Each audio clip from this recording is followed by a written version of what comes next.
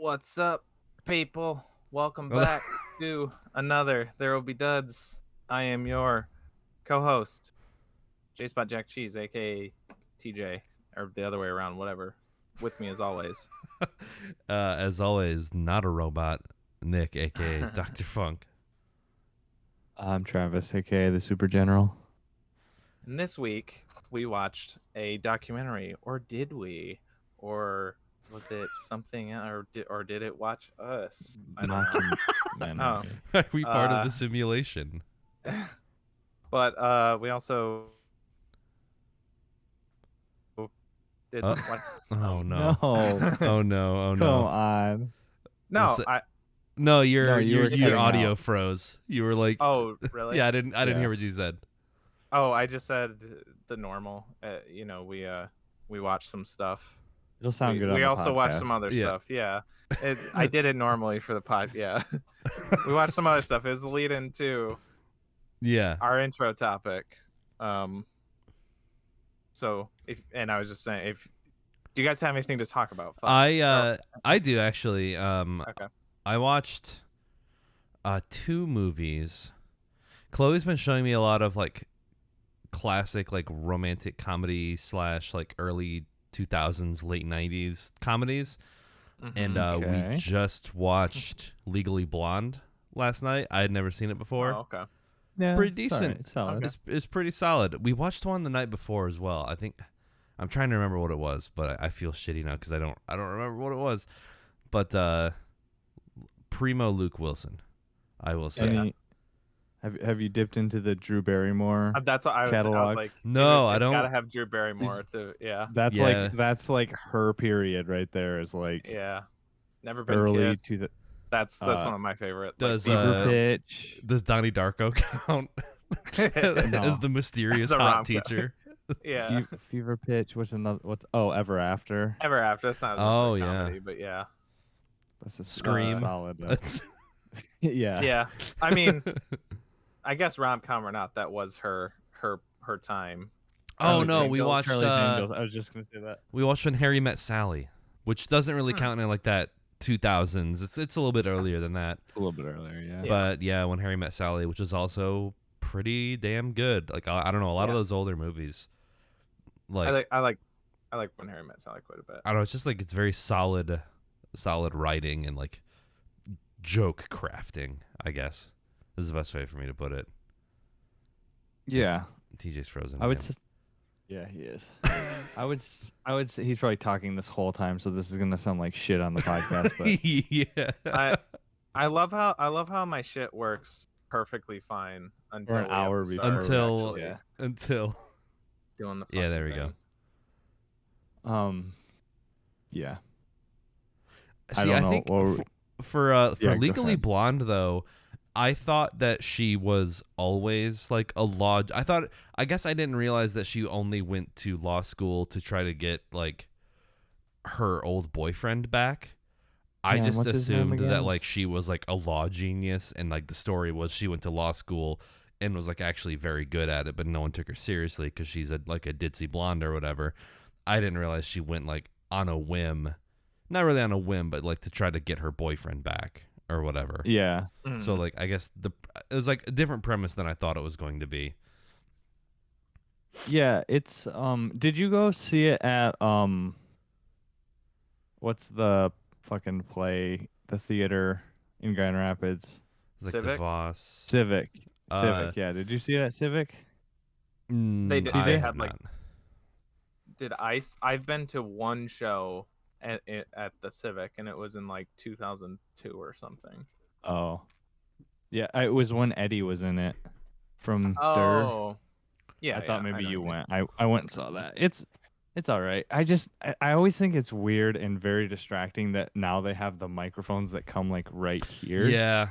And there's like this weird dot in the middle of their head, and it's like That or the like right that. there. This is Yeah. like less distracting, I guess, than I guess this, I 'cause, haven't. like, I guess I haven't seen this. You I haven't seen think that?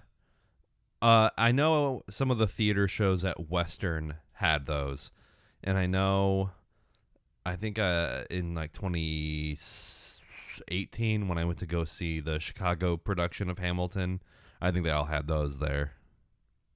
Mm. Yeah. Hamilton is like one of the ones that sticks out to me as like seeing that. Like they've got the wigs on and shit, and then they have this little like Yeah. wait, that. I what is watched that. this like tiara shit they got going on? I watched the one they had on Upside down. Disney Plus, but I guess I mean I don't watch a lot of live theater. They ADR'd that one. They had a Yeah. Yeah, I think in that they did the side piece things. Side piece. Yeah. Yeah. Anyways, I thought like when we saw it live, I mean it translates pretty good to like the stage. Yeah, the scene where they were doing the God, I forget what it's called, the drop and snap or something, the Bend and snap. Yeah. Mm-hmm, I was like, oh, this is like the way that they did it, like coordinated. I was like, oh yeah, this could translate to a stage, no problem. that is the song that like stands out to me. That's like the best song in the show, I think. Yeah. I was gonna say, the stage. I don't know if one of you guys said that but it is a musical, right? Yeah, I think so. The stage one is a musical. Okay. I thought so. What's her boyfriend's name in that? Walter. Yeah, that's what I was gonna say. Walden? Like Wilson or Walt Whitman. Walt Whitman. It's something, like super like corny, nerdy. Oh yeah, and it's all like my Walden, older brother's marrying a Vanderbilt. I can't marry you. Yeah, like, that super wealthy, families shit.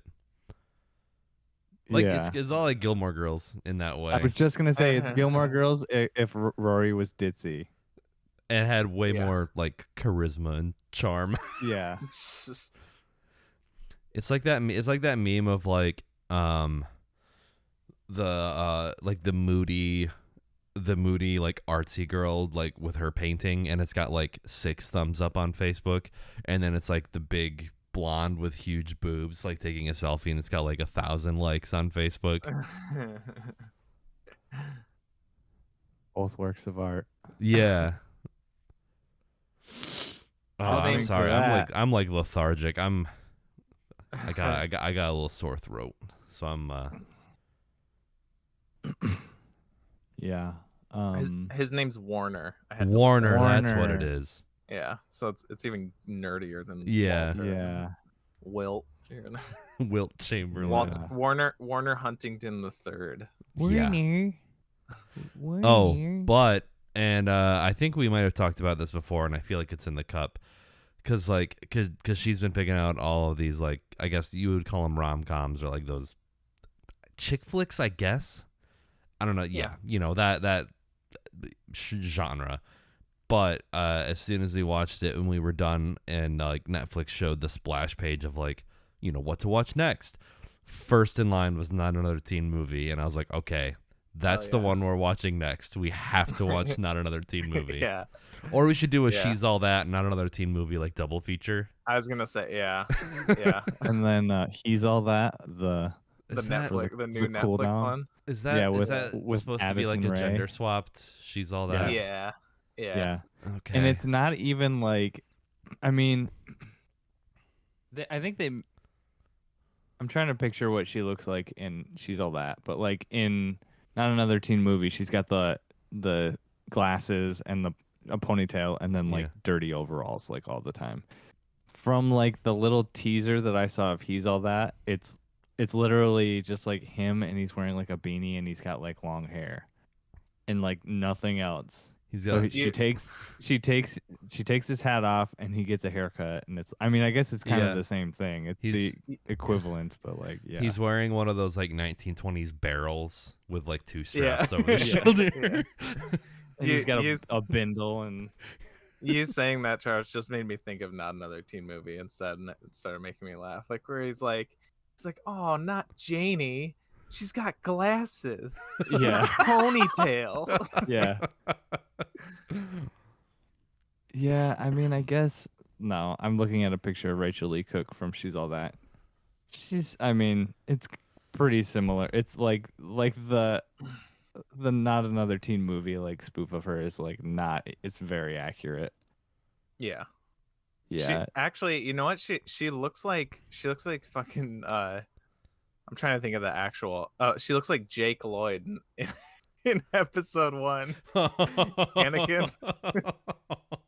That's what she looks like pre all thatified or whatever. Really? I think she looks better pre all thatified. Well, that's Well, like, yeah, I mean, if you're like into like alt indie girls or whatever, then yeah, I like I guess goth maybe. girls. isn't the Yeah. joke in Not Another Teen Movie that like her artwork like sucks shit? Like it's really like Yeah. Yeah. It's, Yeah, it's like it's like stick stick drawings. it's like figures. literally like yeah. Yeah. Oh yeah, man, it's pretty good. that's Yeah, I'm like That's a into good like movie. I am into goth girls, and by that I mean like, you know, flirting with the dark side and like ruining the balance of the force. yeah. Like, That's such a hard genre of movie to nail. Like the like spoof yeah. of a like you know, Yeah. scary movie. You have scary movie. I feel like scary movie and like Not Another Teen Movie are like the pinnacles of like what you want to go for. But Mhm. man, oh, it is coming down outside. Holy Yeah. shit. damn. I Um, wonder if it's gonna hit Pounding. me later on. I don't know. but and then I at a certain point it just devolves into like, you know, oh, I'm Carving Captain Jack games. Swallows or Yeah. like, you know, those Just literally just reference to thing. yeah. Or yeah, you know, Yeah. your off-brand Borat or a very nice like just Yeah. Yeah, there's no like consistency to like what they're like scary movie. It's like the theme, I guess, and like what they're trying to riff on is like consistent. But then there's one called The Starving Games that's a Hunger Games ripoff. come on. Yeah. And it is like exactly what you described. There's like no real like you said, like it's Borat and then it's like Freddy Krueger and then it just bounces like all over the place. Yeah. And it's like I don't think it's like maybe it's like PG-13. Maybe they try to go a little softer with it. It's like supposed to be a little bit more like family friendly. Yeah. I didn't watch I watched like 30 seconds of it and heard that the girl's name is instead of Katniss, her name is Can't Miss Everdeen. And of course she can't. She is terrible with a bow. Yeah, of course. Mm-mm. Never would have guessed. That's about it. That's all I saw. Does Austin Powers show up at all in it? I think he does. Oh my god. I God damn think it. he does. And like this movie, that's another thing is like it pulls from things that are not like relevant even like time wise. It's like this movie was made in like 2012 maybe. And That's like pulling from, the tail end of when like I feel like Yeah. movie 43 might have been like the nail in the coffin for those movies. yeah. Movie 43 was different. That wasn't like a spoof movie. That was its own Oh, thing. yeah, that's true. It was just incredibly bad. yeah. Was it? I thought it was like ripped on like Heartbreak Kid and I mean, no, I don't think so. I mean, movie 43 was also like it was like an anthology or whatever, so it was a bunch of different. So I don't know, maybe some of them were a little more referential I might than be the thinking others, of a but different movie. the last one of these that I ever remember watching was called, I had to look up the title. It's called The 41-Year-Old Virgin Who Knocked Up Sarah Marshall and Yeah. felt super bad about it. You Yep. guys know that one? This is, I mean, at this point, it's just like, you know, taking the Red Letter Media bit from their review of movie 43, where like Jay would just say, it's like they're so easy to write, you know. Paris Hilton shows up and says that's hot, and then gets shit on by, you know, whatever. It's like you could ask, does Austin Powers show up? And 9 times out of 10, it'd be like, yeah, actually he does. Yeah. Because I think I was talking to one of you guys about this not too long ago, or maybe it was someone else, I don't know, but whatever, because I was dogging on American Horror Story later or Oh. like lately, because that's one of our like guilty pleasure shows that like we watch. Me and Clea watch it every fall because we get into like big, horror moods like around September and October, Right. and we inevitably there's like always a new season of that, so we're like, fuck it, we're like never like that jazzed about it really, but we always end up watching it. And I gotta say, the latest one they have on Netflix, 1984, after the first season, because I think the first season is the only one that I would say is like that's like pretty it's like a pretty great season. Like I think that's like as close to like prestige TV as like that show ever gets. Sure. After that, the next couple seasons, it was like I think it was trying to like recreate that, but it was never like season 2 and 3 are like okay, but they're not as good. And then I feel like season 4 and onward, they just kind of like gave up and they're like, okay, let's just do whatever the fuck we want. And it's been so ridiculous since then. But not counting that first season, or I don't know. I wonder if I'd rewatch the first season and maybe not think as strongly on it. But I really liked 1984, the most recent season. I think it's the strongest one after that first one, or maybe I don't know, maybe I like it even more. It was pretty great. It's like it felt weird like going into it too. I was not really looking forward to it because I'm like, okay, aren't we kind of over the whole 80s kick? Like we've people have been doing like 80s stuff for like 10 years now. And like I don't feel like it leans into that. Like maybe the first episode it kind of does, but it doesn't lean into that like super hard. And I really dig it. They do John Carroll Lynch is like a serial killer. But he's actually like a really great character in that. He's like my favorite part of it. There's actually like a part where like one of the episodes ended and it's just really like good like getting you excited with, and it's like centered around him, and I was like, wow, that's like the first time I felt like getting like amped up for like an episode of the show in a very long time. But yeah, it's solid. And they still have like, it still is silly, but maybe that works, like the thing they were going with. It's a very I think just by nature it's very referential to like a bunch of slasher movies from the 80s. Like it's even set at a camp in the summer and blah blah blah. So but there's a lot of like twisty stuff, and like some of it's a little like it's not perfect, but I think especially for that show it's pretty solid. And they even have the Night Stalker is like a character in it too. It's like what episode does Boxer die in? What are you talking about? Like from Animal Farm? Yeah, the whole time as soon as you said like 1984, since we just came from like a spoof movie thing, I thought you were gonna like tie it into like some kind of George Orwell. I didn't even think of that. It has nothing to do. It's not. Yeah, it's just a year. Sorry. Spoilers for Animal Farm. Sorry. No, I'm just trying to think of like if there had been spoofs like that in like that time period of like classic literature. So you had like like Moby's Dick, or like I don't know, like 1980 gore. I don't even know. I don't know. Yeah, but it's just like Oliver Tits. Oliver. Yeah. yeah. There it is. Sorry, dude. You were saying about the show that you like? No. I'm just trying to think of other like. I was trying to think of like bad ones like that they actually would do. Like they would do like Wuthering Heights or something like that, because it's like not funny, but it's like, hey, it's different. Wuthering Heights. Shittering tights. Yeah. No, I mean that's pretty much it. I like, without going into it, because there is like a lot of like there's a lot going on in the season, and I wouldn't want to like give anything away. But yeah, if you're looking for something not too lengthy, it's only 9 episodes.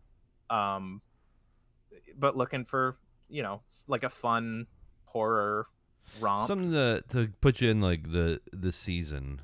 For sure, it's definitely one of those. Because we're about to start doing that, like compiling like, okay, what are we gonna watch, like Mhm. the Evil Dead movies, because I showed those to Chloe last year. Like we watched them pretty much, Evil Dead 1, Evil Dead 2, Army of Darkness.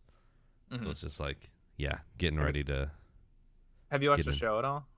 No, I have. My brother got me the complete series for Christmas like a couple of Okay. years ago, and I haven't actually dipped into it, but I've heard it's good. I've heard the show's Yeah. pretty good. It's pretty solid actually. I haven't finished it. I also have it on DVD. Um, but yeah, it is. It's solid for what it is, for like one of those like sequel series to a Yeah, decades old trilogy of movies. Like, it's not bad. yeah. Fuck me, did I cut out again? No, it's No. not too bad. You're just really boring. No. Yeah, we should throw My Name is Bruce in the cup as well. I don't know Oh no, which. no, I'm still here, so I can see you guys on. You guys can see me. Yeah. Wait, I you can see can't you hear guys us? on Twitch. Fine, you're moving fine. He can't hear us. But Can okay, you I'm hear just us, gonna TJ? No, he can't hear us. Oh Fucking no. damn it, dude. Yeah. Yeah, I could see you. I have it muted, but I could see you guys like on Fuck. Twitch. Fine. Oh, I weird. Something. I haven't really watched anything. I don't really have much. I did. I guess I'm like almost done with Rick and Morty, the latest season, which Mm. it's whatever. I feel like it's Isaiah said not it was trash. Like last time he was on. Oh, did he? Yeah, it's a little bit like, I don't know. It almost feels like the gas leak year where like nothing's really Oh, happening. God. It's just like not bottle episodes, but like they're just like, what is it called? Like episodic or like OG Star Trek, where it's just like, I mean, and it's kind of Oh, always week to been week. that, Yeah. but like there's not much like, there's not like any character, like they've always kind of had like little things where like that does kind of carry over, and I don't know. Yeah, like Apparently, the last 2 episodes do something with that, but the first 8 so far have just been like nothing. Yeah, because I know like I've only seen like a few episodes of season 4, but like season 3 ends with like a really good cliffhanger Yeah. / I'm assuming Yeah. you both have seen it. Which one? Yes. How did that one end? I It's- feel like That's the I've Little watched. Planets one, right? That's the one I was thinking. It's the one where like he gets like arrested and he's in like the Citadel of Ricks, and then Yeah. it Okay. spawned a meme, but it's like that song that plays when it's like, oh, it was the evil Morty along the whole time, Yeah. Yeah. Yeah, which like that was like a really good, like, I don't know, I think they through that whole season they kind of worked towards that in a way that was like they could do those singular episodes but then like have little things here or there. Yeah. I think that's just, I don't know how much like Dan Harmon has involvement with the show anymore. I guess I kind of fell off watching that show like after that season, so I haven't really Same. been following it. But it's Yeah. like knowing how like meticulous and how much of a control freak Dan Harmon is, I'm Mhm. kind of surprised to hear that like the last few seasons haven't been great. Or at least, I don't know, I think Yeah. season 4 was Yeah. fine from what I gathered. It's fine. Yeah. Is season 4 Pickle Rick? Is that the one that? No, that's Yeah. season 3. That's Is season this season 3? I'm pretty sure it is. 'Cause Shit. Because I'm pretty sure I watched all of like through season 3, and then I want to say like I was following along season 4, and then I just fell off. It was one of those Yeah. I just kind of stopped for no real reason. Yeah. Yeah, I don't think anything has Yeah. really, Yeah. and maybe it's a case of like it just being such a nice surprise, but I don't think any of them have like lived up to that first season to me. And not that like it's been shit. Yeah, like since, the not first that like 2, I'd say. maybe Yeah. first 2. It is hard. Like season 1, I think like for me has the most episodes that like stick out and like really, and again, Yeah. maybe it's just because it was like the first time like realizing how crazy that show gets, and like any episode after that you're like it's not quite as like surprising or whatever because you've already seen it. And I'm not Yeah. saying like it's not still creative and stuff and still interesting and still funny, but that the big like wow factor or whatever that I got from that show was Yeah. like, just It's played the out. Yeah. initial like holy shit. Like the one with the one that like sticks out to me in particular is the it's love potion number 9 or whatever, where Morty like or Rick like gives Morty this thing that's like it's Oh like yeah. pheromones or whatever because he wants like the girl at school to like him. But Yeah. like of course he messes something up and it like turns her into like a mutant, like this mutant bug monster, and then eventually like everybody on planet Earth turns into these like mutant bug monsters, and like the episode ends with them like traveling to an alternate dimension, killing that Rick and Morty, and then like Taking their assuming place. their identities. So like Yeah. every episode after, it's like episode 6 in season 1 or something, but like every episode after that, it's not the, except for Rick and Morty, it's not the original people, it's not their family, or it's not Yeah. their world. Yeah. It's like that one's I like mean, so fucked up. The one It's that the one that it's- always gets me is like the one where they go where like I think Morty gets the sex robot. Oh and yeah. then Yeah. and then they have to like go to the four-armed.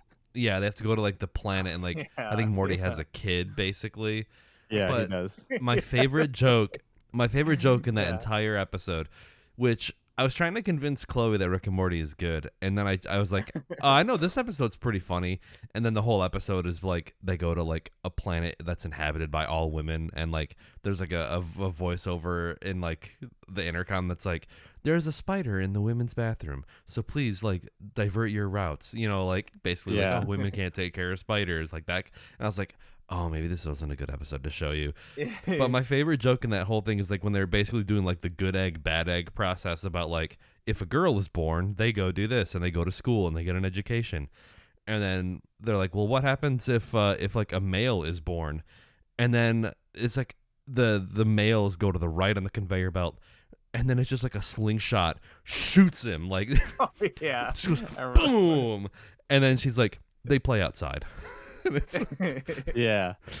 Yeah, there's also at the end of the episode that you were talking about, TJ, there's the post credits scene is like it cuts back to that like grotesque Earth, Mhm. and then like a deformed Rick and Morty, they're like deformed in the exact way that everybody else is deformed on that version of Earth, and they're like, oh, here we are, Cronenberg Morty, we're back. Cronenberg Found our new Morty, yeah. home. That's right. Yeah. Is that Uh, is that Bugman episode the one where like they all turn into the bugs? Oh, Moose is here. Oh no, hold on. Do they turn into bugs? Or the is that the Yeah, one yeah, where yeah. like Summer Kind of, yeah. is like in the car, and like or she's in like the Maybe. spaceship and they're like being surrounded, and like I think Actually, the car's defense system convinces like all of the cops to like Yes, kill themselves or something that's like a that. great one. Oh, hold it's on. Moose, are you recording? Yeah, by the way? I thought yeah, I am. Okay, I cool. thought I'd It's- ruin the labels on the stream for you. Oh, Um, yeah. I gotta make one for you now. Hold on. in that episode, like Summer and the parents, I can't think of their names off the top of my head. Jerry and Beth and Jerry. Beth and Jerry. Yeah. Yeah. I've seen every episode about a dozen times because I okay. don't have a life. Were you one of those guys who was pounding on the door of McDonald's to get Szechuan No, sauce? or actually, I got into it after whatever? Okay. that. Yeah, Would you Because have not been? because because of that was that, so but- cool. the timing Yeah. wise was, Yeah. was after. Yeah. You okay? Would you have though? Would you have thrown a temper tantrum to get your sauce? I That's a yes. honestly maybe I would have, Okay. because I appreciate the it's a honesty. once in a lifetime thing. Like yeah. Yeah. Yeah. And with us as always, Yeah, there we go. Oh yeah. yeah, as sometimes as late, sometimes Moose, also Tommy. Yeah, I was all ready to. I was like, I've been at my parents for the last week because my truck broke down after I got back from Greece, and then I got my truck fixed like on Wednesday, and then I just kind of stuck around because my parents did my laundry and gave me food. And I Can't was really like, fault okay, you I there. can, right? Szechuan sauce. Yeah. And so I timed it. I was like, okay, yeah, if I leave at this time, then I can get back to College Station at this time, and then, oh yeah, and then I'll have just enough time, and I'll be ready to go by 7:45 because that's when Nick said. And then I realized that y'all are in a different time zone, and that wasn't entirely the case. So I'm here now. surprised you haven't set your clocks to our time by now. Like, Right. you should be Yeah, at used this to point, that. yeah, you Yeah. might as well. I think spending a week and a half in fucking Europe kind of reset that for me. Yeah, yeah. I mean, based on that original time, you weren't too far off. The 7:45. Yeah. So it wasn't too bad. Yeah. So Yeah, because like I even had time to just kind of like chill out and listen to music or something, or like play Minecraft until for 45 minutes or for 30 minutes, I guess. Mhm. So y'all were talking about Rick and Morty. Uh-huh. Did you discuss the season finale already? No, Of because the most recent none one? of us have seen it. I don't think. Yeah. What? Yeah. Oh my God. I haven't seen That's- anything I'm on, past like- season 4, episode 2 or 3. That's Yeah. like same. with me. I'm episode 7 of the new season. Watch cartoononline.io. It's Oh, where it's I not that- illegally watch all of my. Oh, that's not Animes. the problem. Isn't that I Minecraft. don't have access to it. Yeah. Yeah. I It's just on like Hulu or something. It's which- on Minecraft, and yeah. yeah.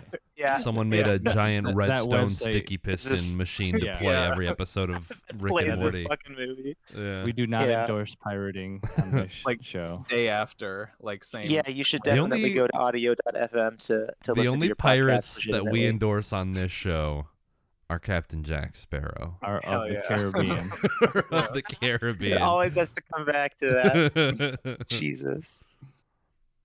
Oh Yeah. my God. Yeah, I've heard that the season, the last 2 episodes of the new season, are good. I just think Yeah, the first one so far are just kind of kind of what you were saying, TJ, where you're like, whoa, this is crazy.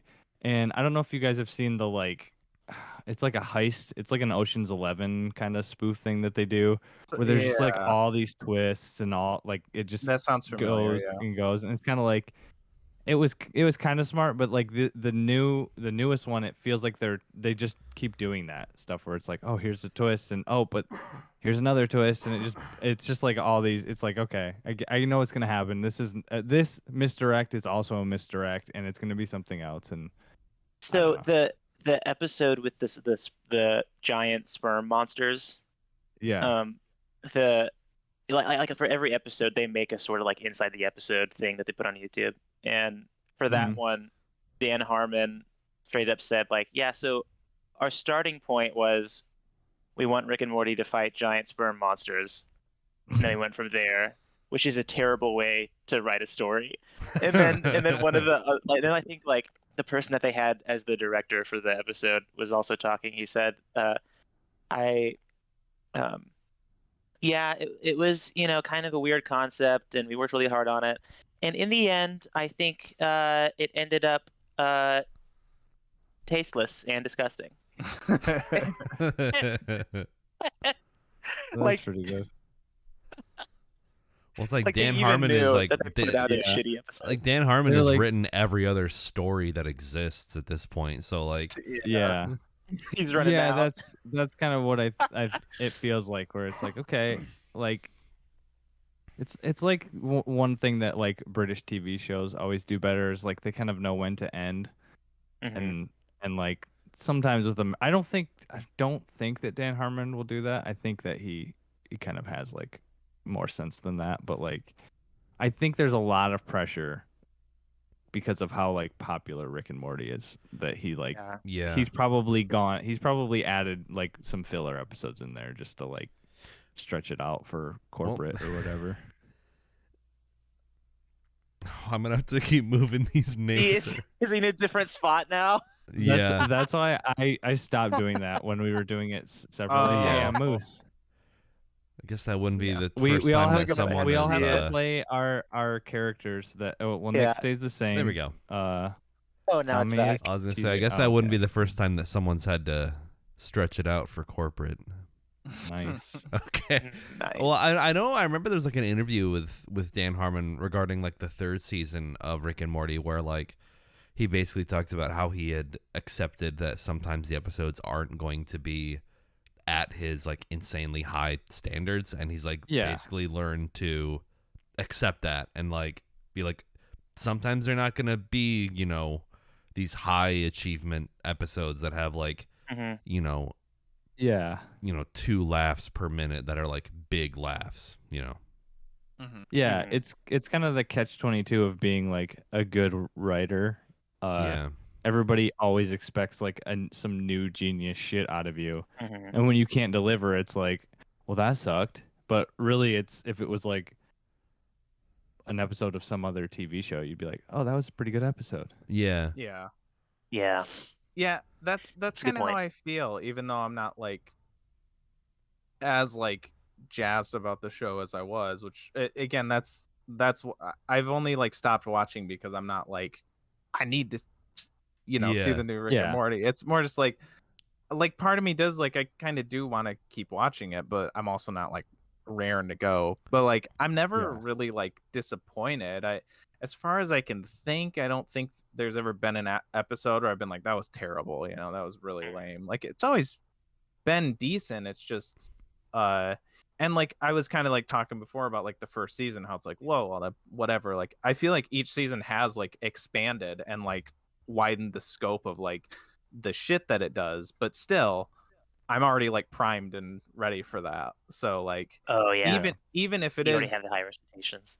Yeah, well, even if it is like increasingly creative, again, it's like the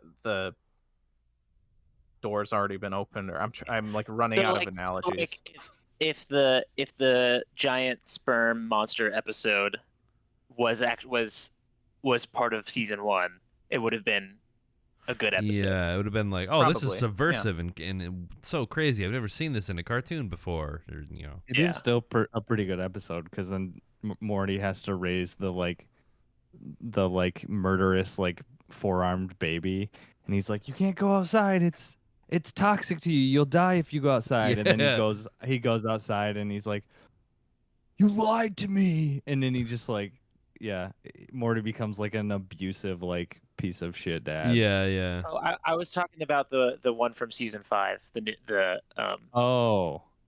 giant sperm monsters. Yep. Okay, I know what you're talking about. Yeah. This robot's full of Morty loads. Yeah. He's talking about the. I guess they weren't they're not semen monsters in that. Yeah, I know which one you're talking about now. Yeah. But see, I am a child and I have no taste, and that shit was hilarious to me. And I've rewatched that episode so many times already. Oh really? I enjoy every single Rick and Morty episode a lot.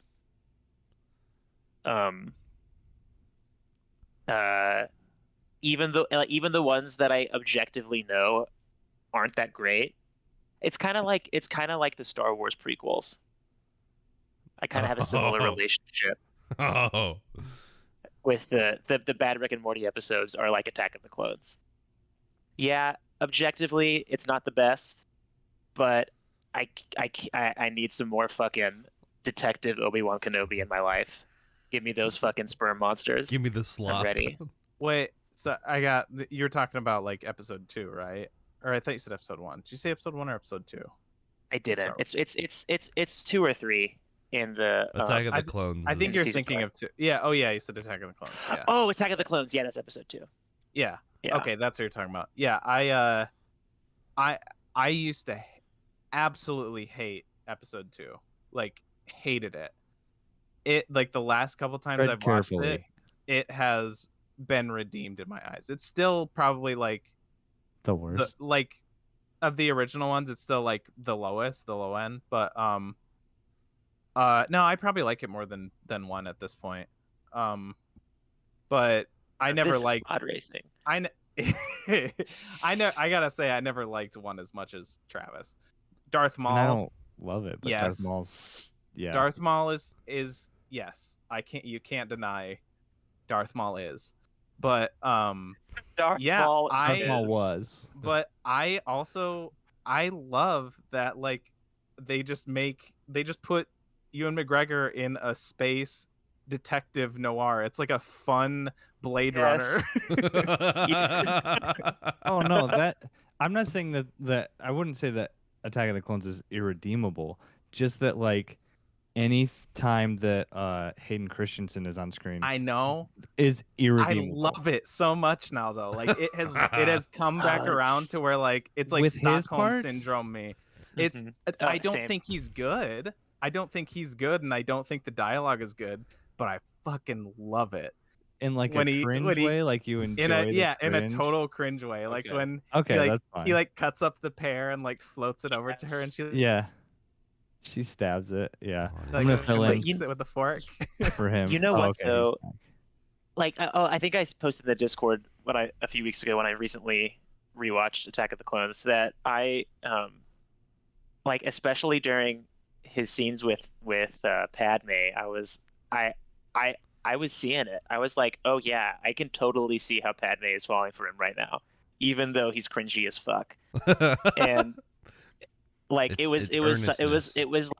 like a light bulb. Suddenly it was clear to me, like, oh my god, he hates sand. Like, it's coarse So and rough, deep. not like things on this planet. Oh my god, like, what a fucking pickup line to Okay. use in Classic Naboo, Neg. you know?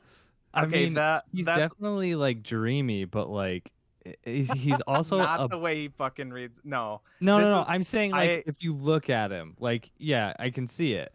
But like Maybe. when he's like If he doesn't he's- speak or emote at all, then when maybe. she's like, "You're not all powerful, Annie." Well, I should be. It's so yeah. it's terrible. Yeah.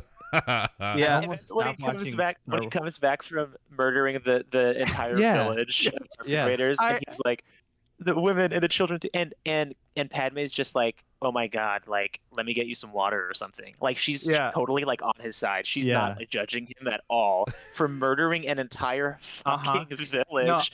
She's already She's a like racist. never been more the turned on in Red her Finger at entire this point. life. Yeah. I made note of this last time I watched it, that there's that scene. He comes back from killing the Mhm. Tusken Raiders, and You almost He's said a like- slur. Yeah.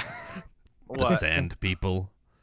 Sand Oh, people. oh. Isn't that I isn't that know. what like old Ben Kenobi? Like he's the only Yeah, one in the yeah. movies That's that what they're calls them called, that. yeah. That's what They're they're like, what? called in A New Yeah. Hope. Yeah. A very direct, like, yeah, that's not Yeah. very veiled at all.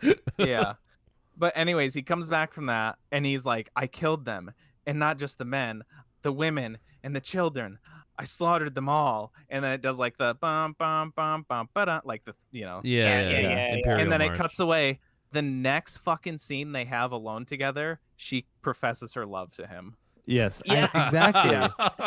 Yes. And that is hilarious to me. She And that's doesn't, why I she like that doesn't movie. just love him. She doesn't just she truly, Truly, deeply. deeply Yeah. loves him. Yeah.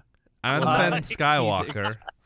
Now that he has come out with what they don't show is when we're away, when it's filming the Obi-Wan Kenobi detective shit, it's actually Padme like whispering in Anakin's ear like, oh, those filthy sand people. I hate sand. Like she's like the grand wizard of the KKK. If she Jesus was Christ, yeah. modern day Oh my America, and she's just slowly like brainwashing him into being like a white supremacist, a Jedi Yeah. white Padme supremacist. is the fascist. Yes, She's a Sith Lord.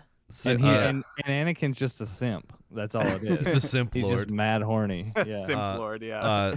I was gonna circle back though. You guys know like the sad story about, is it Jake Lloyd who played young? Yeah. Yeah. Do you Yeah. know Rachel do you Lee know, Cook, and she's all that. Do you Yeah. know like Yeah. what happened to him after like that movie? Yeah. The- Him and he the had- guy who played Jar Jar Binks. Basically, Basically. like he was like his casting as Anakin was so like universally reviled that like he quit acting because of that Oh, movie. yeah. Yeah. But Yeah. like there's videos of like interviews with him at like Comic-Con and like different conventions that he goes to, and it's like you can just clearly see like the disdain and like deadness in his eyes. Like people will ask him questions pretty about Star sad. Wars, and he'll just like it's like old like Jerry Lee Lewis interviews where like he just shits on the interviewer, but it's like Jake Lloyd is like it's kind of funny, but it's like also like very sad. He'd Kinda probably like Alan Rickman in Galaxy Quest. yeah. Like grab Thor's hammer. Yeah. He'd probably love me because I'd be like I'm the not- one person there having him sign a headshot from Jingle All the Way instead of Star Wars. Yeah. Yeah. Yeah. Finally, mean, someone who yeah. gets it. Yeah. It's I love I that we never- got back to Jake Lloyd from yeah, we started all at the like way. she's all that. Yeah, back to in such a weird, like totally didn't see it was coming. Yeah, I like. To me, he's not like any worse little than kid any actor. other child Like, actor. he's a little- it's so fucked Yeah. up what happened. Yeah, that sucks. It's I from just what feel I've bad heard, for him. it has kind of like come back around where people are like him and the guy who played Jar Jar. Well, the guy who like, played Jar people Jar, like, him we're again. talking about, like, almost killing himself. Like, he was, like, Yeah. Yeah. Jesus. so depressed because, Are you like, serious? I mean, are you Yeah. fucking surprised after like? I mean, not that I don't think anybody in the new trilogy. Well, I mean, I don't know if it got like that far, but there's the fucking Rose Tico from The Last Jedi got so much hate online because Kelly like Marie she Tran. wasn't. Yep. Yeah, because she wasn't Rey. I don't know, because she wasn't a perfect Star Wars girl. I don't know. Like she Or, was like, fine to Because me. well, was it because like there was like that whole side quest to go to the casino planet, and Like, people are like, well, yeah. that's dumb. Why do they even do that? But I instead think of their like side plot blaming is like stupid, but instead of blame like the blaming writers. the writers, they're like, no, Yeah, it's like, she it's just this showed one, it's her to do some work and specifically get that paid, did but, like, this. Yeah. yeah. It's like fucked it's up. like yelling at the fucking like cashier at fucking Yeah. like Walmart when it's like, okay, no, these decisions were not made by this person. And Yeah. that's why this show's policy is shove nerds in lockers. That's, Yeah, pretty much. Yeah. Yeah, or like Star Wars fans self-IDing fucking suck. nerds. Yeah. It's like yelling at the McDonald's employees when they don't have Szechuan sauce. Hey, whoa. Like, did it Um, again. Mm-hmm. But yeah, I will forever be remorseful of that thing that I never did, but probably would have. But yeah, wanted to. Before we move on, I did want to state that I don't believe Natalie Portman's falling for Anakin. Like, my enjoyment of episode 2 is not in. I don't fucking buy the romance at all, but Oh, that's yeah. part of my love for it. I love how You know, fake maybe- and canned and bullshit it all is. Maybe give it another couple dozen rewatches. 20 and you'll come watches. around. The Yeah. original, Yeah. the episodes 1 through 3 is actually just like a masterclass in like post irony filmmaking. Yeah. Like that's Yeah. that's the lens that you have to watch it through. Yeah. I mean, if Natalie Portman's not falling for John Saffron Foer, I was trying to Then- think. I was trying to think of a way like. That's, I said Yeah. Anfrin. Anakin I said is- Anfrin Skywalker. Yeah. they're both God, weird as Finn. shit. They both were party to mass killings. Anakin is like you could put him in the like John Finn in the shoes of Anakin in that movie, and like I feel like his creepy come-ons would be like exactly the same. Now I'm just picturing Elijah Wood as Anakin, like with the glasses, the thick glasses. Yeah. Oh, That'd with be, the yeah. Yeah, with the glasses. But also, like, he's pretty short, right? I mean, that's not just like Elijah Lord of the Wood. Rings. Yeah, no, he's like he's- pretty short. I mean, he's not Hobbit height, but yeah, he's pretty short. yeah. I mean, Hayden Hobbit height. Christensen's like 6. It would just be funny because like Darth Vader Be the is like same height as Padme. Oh yeah, well that's Darth all the Vader is lifts. like known to be like tall. Yeah, it's yeah, the but he robot gets his legs cut off, and then like as they're putting Yeah, his they can be suit as on, long as he's you like- want. Yeah. Oh my Oh, god. I was gonna say the only other like Hayden Christensen movie I've seen is a movie with him and Emma Roberts, where it's like one of those Hallmark Christmas movies, Oh yeah, but it's like I've heard of this. Christmas in Little Italy. Mhm. And I Did tell we you talk what, about this before? I think we talked about it when we went to go see the the Jim Henson exhibit last week. Oh, okay. Okay. But there is nothing funnier in the world than watching a movie where Hayden Christensen has to convince you that he's Italian. and, My and, God. like, hearing him like maybe 60% of the time in the movie like doing, hey, I would do a little Italy, like doing the accent, but the other 40% is some like, you know, he's trying or he's not trying whatsoever. It's incredible. It's so bad. But it came out in like 2018, which is like, if you look at Hayden Christensen's IMDb, he was in like some kind of like weird ghost superhero movie, not like a superhero movie, but it's like a was it? Oh, Oh, Pusher, not the Nicholas Winding Refn movie, but or the X-Files episode. Yeah, or that. Yeah, I'm pretty sure it's called Pusher. Is that where he could like disappear and like teleport like briefly or something like that? Yeah, he can teleport. Yeah. It's like him and I think Samuel L. Jackson is like the Jumper, the bad guy. Jumper, that's it. I was like, wait, Pusher, what the? It is Jumper. So I was probably just thinking of the Nicholas Winding Refn movie. No, Or there was one with Chris Evans called Push where they had like psychic powers or whatever that came out around that time. Oh, weird. Oh, I was thinking of that too. Awake. Oh, yeah. What's the Will Smith one? Will Smith one? Hancock? Where Will Smith is a Hancock. God, did you just want to say that? I did. That's what it sounded like. Is that in one of the cups? No, I'm using my presidential veto to not put something like. You don't want to watch Hancock. I mean, I can if you want to. No, I haven't seen it. I actually liked Hancock when it came out. Yeah, no, it's not. Did you? I think it was like okay. I don't know. I can put it in there if you want. Just make a Will Smith cup for Dagan. Yeah, for real. Yeah, Dagan is gonna like it. Hancock. We'll do Hitch. We'll do yeah. Or, Wild West. I haven't seen Hitch. Wild West should be in the bad cup. I haven't seen that since I was like a little kid. Will Smith is like the male version of Drew Barrymore, so I'm down for any of that same era of like movies that we put Fever Pitch, Ever After, all those movies in. Any movie that Will Smith was in that same era, those can also go in the cup. So yeah, Wild West, Men in Black, Men in Black, Hitch. Oh, wow. I haven't thought about Men in Black in a long time.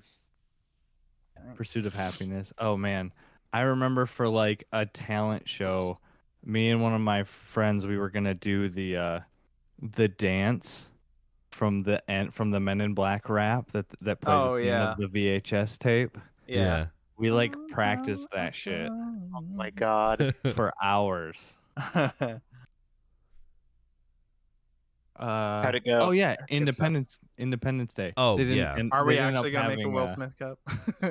They didn't end up sounds having like it. The talent show. So yeah. So the episode with the giant sperm monsters in Rick and Morty is called Rick Dependence Spray. Mm-hmm. Okay, great. That's good. Oh, we should also, if we're gonna do a Will Smith like cup, we should also just put Millennium in there, and we'll just have like an album review episode. Cause like, okay, we won't have a Will Smith cup. We'll have a Millennium cup, and we'll just draw a song from it each week. Okay, that's actually, I am totally down to do that. I won't. The sad thing is you can pull a name out of the cup, and I won't even have to go re-listen to the song because I've heard them so many times. Hell yeah. We should see if we can license like "I'm Coming" as our theme song for the podcast. Oh, that'd be so good. That'd be so good. Shit. I haven't heard of this Millennium business. Whoa. It's just a Will Smith album. Will 2K. Will 2K. Yeah. Is that it's the new millennium? Excuse me, Millennium. Is that the one that has like the Wild Wild West song at the end with like is it Jaden Smith as like a little kid? Yeah. Yeah. Like, Wild Wild West. Yeah. Hey yo, Jaden. Jaden Smith must have been like 2. Yeah, he was. He's like He is like very clearly like just starting to speak. He's cute. It's kind of cute. Okay, Freaking It, Da Butta, La Fiesta. Yeah. Who Am I, Afro Angel. Really? Man, I know all of these songs.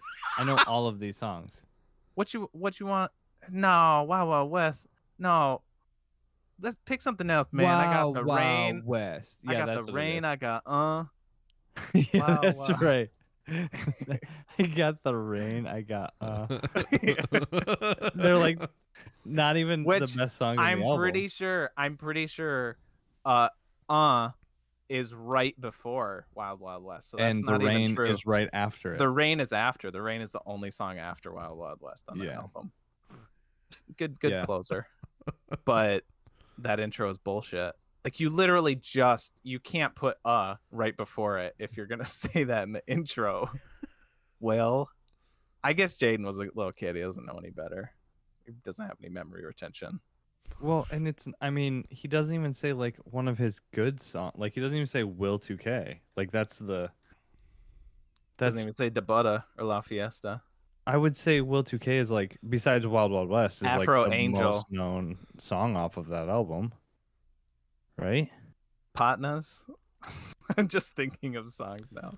I gotta say, this is a wild intro. This is a Wild Wild. It is West. spanning a lot of territory. Yeah. I think the last time I wild, listened wild to combo. Millennium was when we went on the road trip like a decade ago, and that was like the Damn. first album we played when we left. I'm pretty sure that's I right. Yeah. I think I burned the CD from you, or like ripped it to my computer so I could put it on my Zune. Yeah.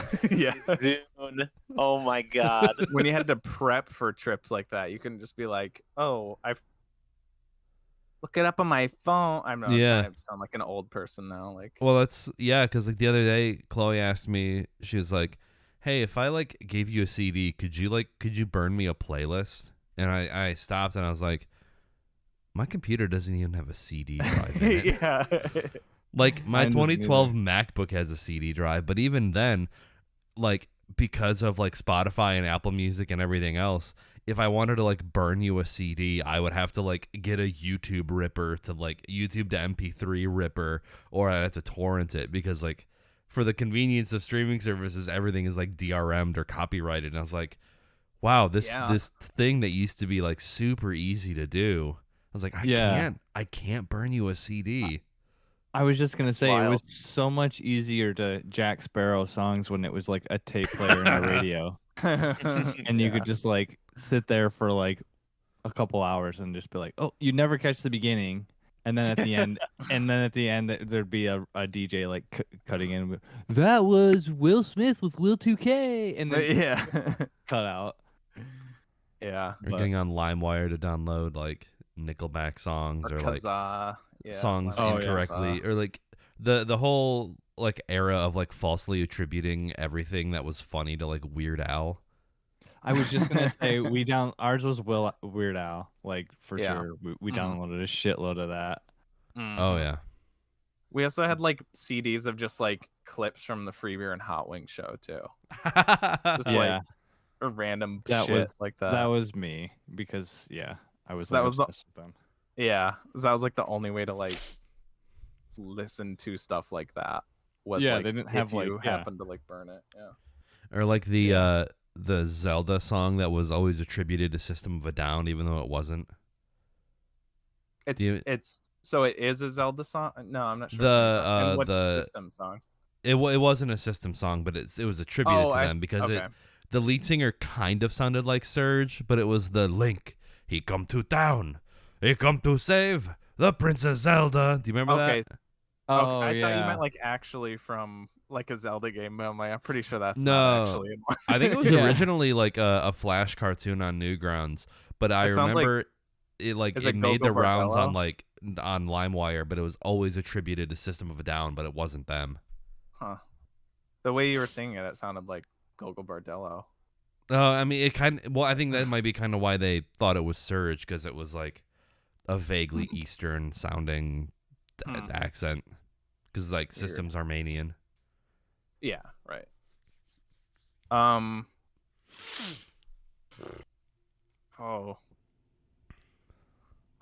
Transition. Yeah. Okay, so we gotta go. Okay, so that's an hour-long intro that we've got going on. Yeah, okay. Ad break. Welcome back from the ad break. We're done with ad break. Don't do that thing again. Speaking Don't- of Don't say audio, that thing again. what? Oh yeah, no, I know. I was gonna say. Speaking of audio cutting out, we watched Close Up Oh, there you There from you go. 1990, directed by Abbas Kiarostami. It tells it's a semi-documentary, telling the story of a man, Hossein Sabzian, who conned a family into believing he was a famous Iranian filmmaker, and conned them into thinking that he was this famous filmmaker and that he was gonna like use their house for like his next movie. So it's a semi-documentary about that, but there's also like narrative parts where the actual people from the story all play themselves, and it's a weird mix of like actual footage of the trial and that kind of stuff mixed with them sort of doing like dramatic reenactments of what they're Events. talking about. It's a very meta, weirdy, free-form documentary. To the point where it's hard to decipher what is Yes, pre-taped and what is reenacted. it is. Does anyone else want to start us off, or what? Yeah, I'll start off with the beginning of the movie where the guy picks the flowers out of the pile of stuff and then he rolls the can. Yeah, I was like, Yeah. and they just show the can for 30 seconds. I was like, all right, yeah, I guess it's a cool shot of a road in Iran. That's cool. And then they show the like reporter guy like walking around like in that area, and I was like, oh, he's gonna trip on it. And then he just fucking blasts it down Kicks the road. it. Hell yeah. I was Dude, like, I all right. actually laughed out loud so when did he I. kicked it, because I was like, I actually like that whole opening bit where they were in the car having that conversation. I was like, okay, this is just, I don't know. I think in retrospect, I'm pretty sure that was, I think, and I want to get into this right now because I want to finish my point, but I think that was real, that opening scene. I don't think that was scripted. No way. But yeah, it was that moment, that whole opening scene. I was like, I was trying to like get the vibe of the movie, and then it had that the first shot of the can for so long, and I was like, it was weird, but that moment, that long ass shot of the can rolling down the hill, I was like, I'm into this movie. And then when when the guy kicked it, I was like, hell yeah. Because I was like, why do they focus on the can so much? And then like that payoff was so good. That is what makes me think that it isn't scripted, because like why would they shoot the can rolling down unless they couldn't follow the guy into like the house? I think it was. And then because they come back to that later, like from the inside the house, like it's like near the end of the movie, it shows Sabzian showing up, and then so it's showing the other side of that. That was obviously scripted. Yeah. So it was kind of up until that point where I thought the opening was also scripted, but then like kind of thinking of like, yeah, like the can thing and just some other things, like, I don't know. I think it was in the same way that the final scene with like the director, Mother. Mother indeed. That was so good. You're gonna have to edit that, Nick. You're gonna have to edit that part so that he just cuts out right after Mother. That was so good. He's even like frozen. It's like he knew it was coming like mere seconds before it happened. Yeah. Like Moose has a before. smoking gun. Do your smoking gun. Oh, sure. Okay, so this is my smoking gun that proves beyond the shadow of a doubt that entire opening sequence before the title card was filmed after the fact. Because why the fuck would the reporter not go door to door looking for a tape recorder if he had a fucking camera? Huh? The reporter knocks door to door looking for a tape recorder because he wants to record the sound. But if there's already a camera there recording the video and the sound, then he wouldn't need to do that. Not necessarily.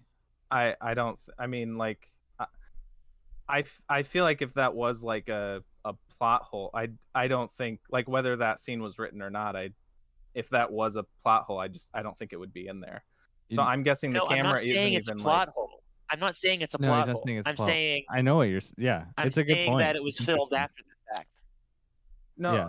So why would I'm saying like why would that prove that it's scripted?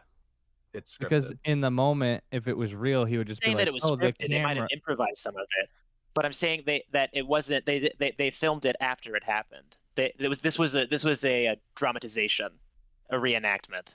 Because It could of be. those I was just saying that. things. I really didn't think about it that much. I was just positing. You're just I really deflecting didn't because you're blown away by my impressive I intellect. still by I your mean, Detective Obi-Wan. yeah. Yes.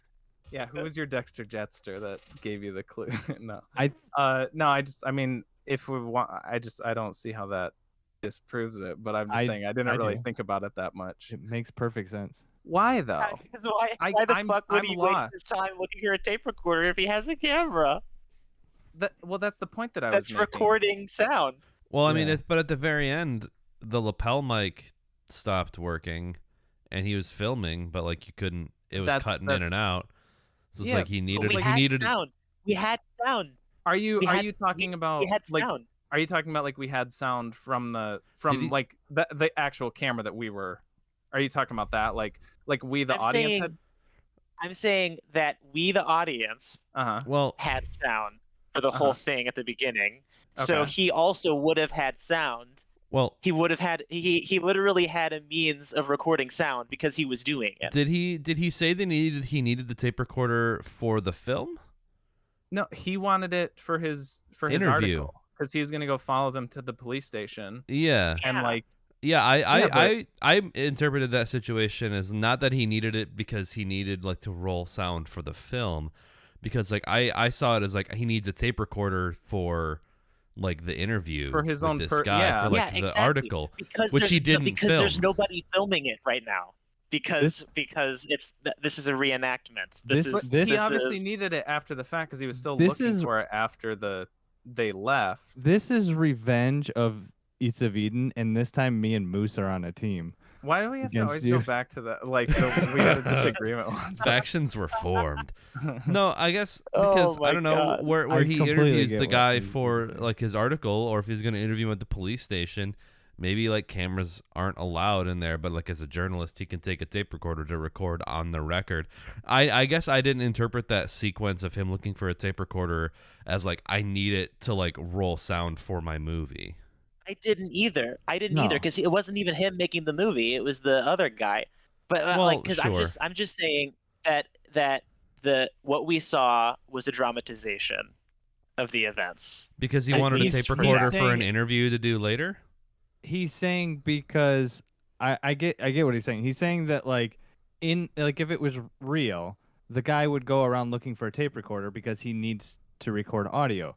But in the dramatization, he like if it was real and he had a camera there, he would just be like, Oh "Hey, yeah, you're going back. are you- I get what Take the camera with us. yeah, do you have audio right now?" Because But like the when the journalist audio isn't- the journalist Yeah. isn't like part of the like. Who's to say that like he can? They have different like that guy. He like the article that he wrote about the guy like the whatever the false Makmobov, whatever that guy's name is, arrested. That was published like the next day. So like he needed his shit like right away when like he didn't know like he who's to say that like he would have had access to that film until after the thing was done.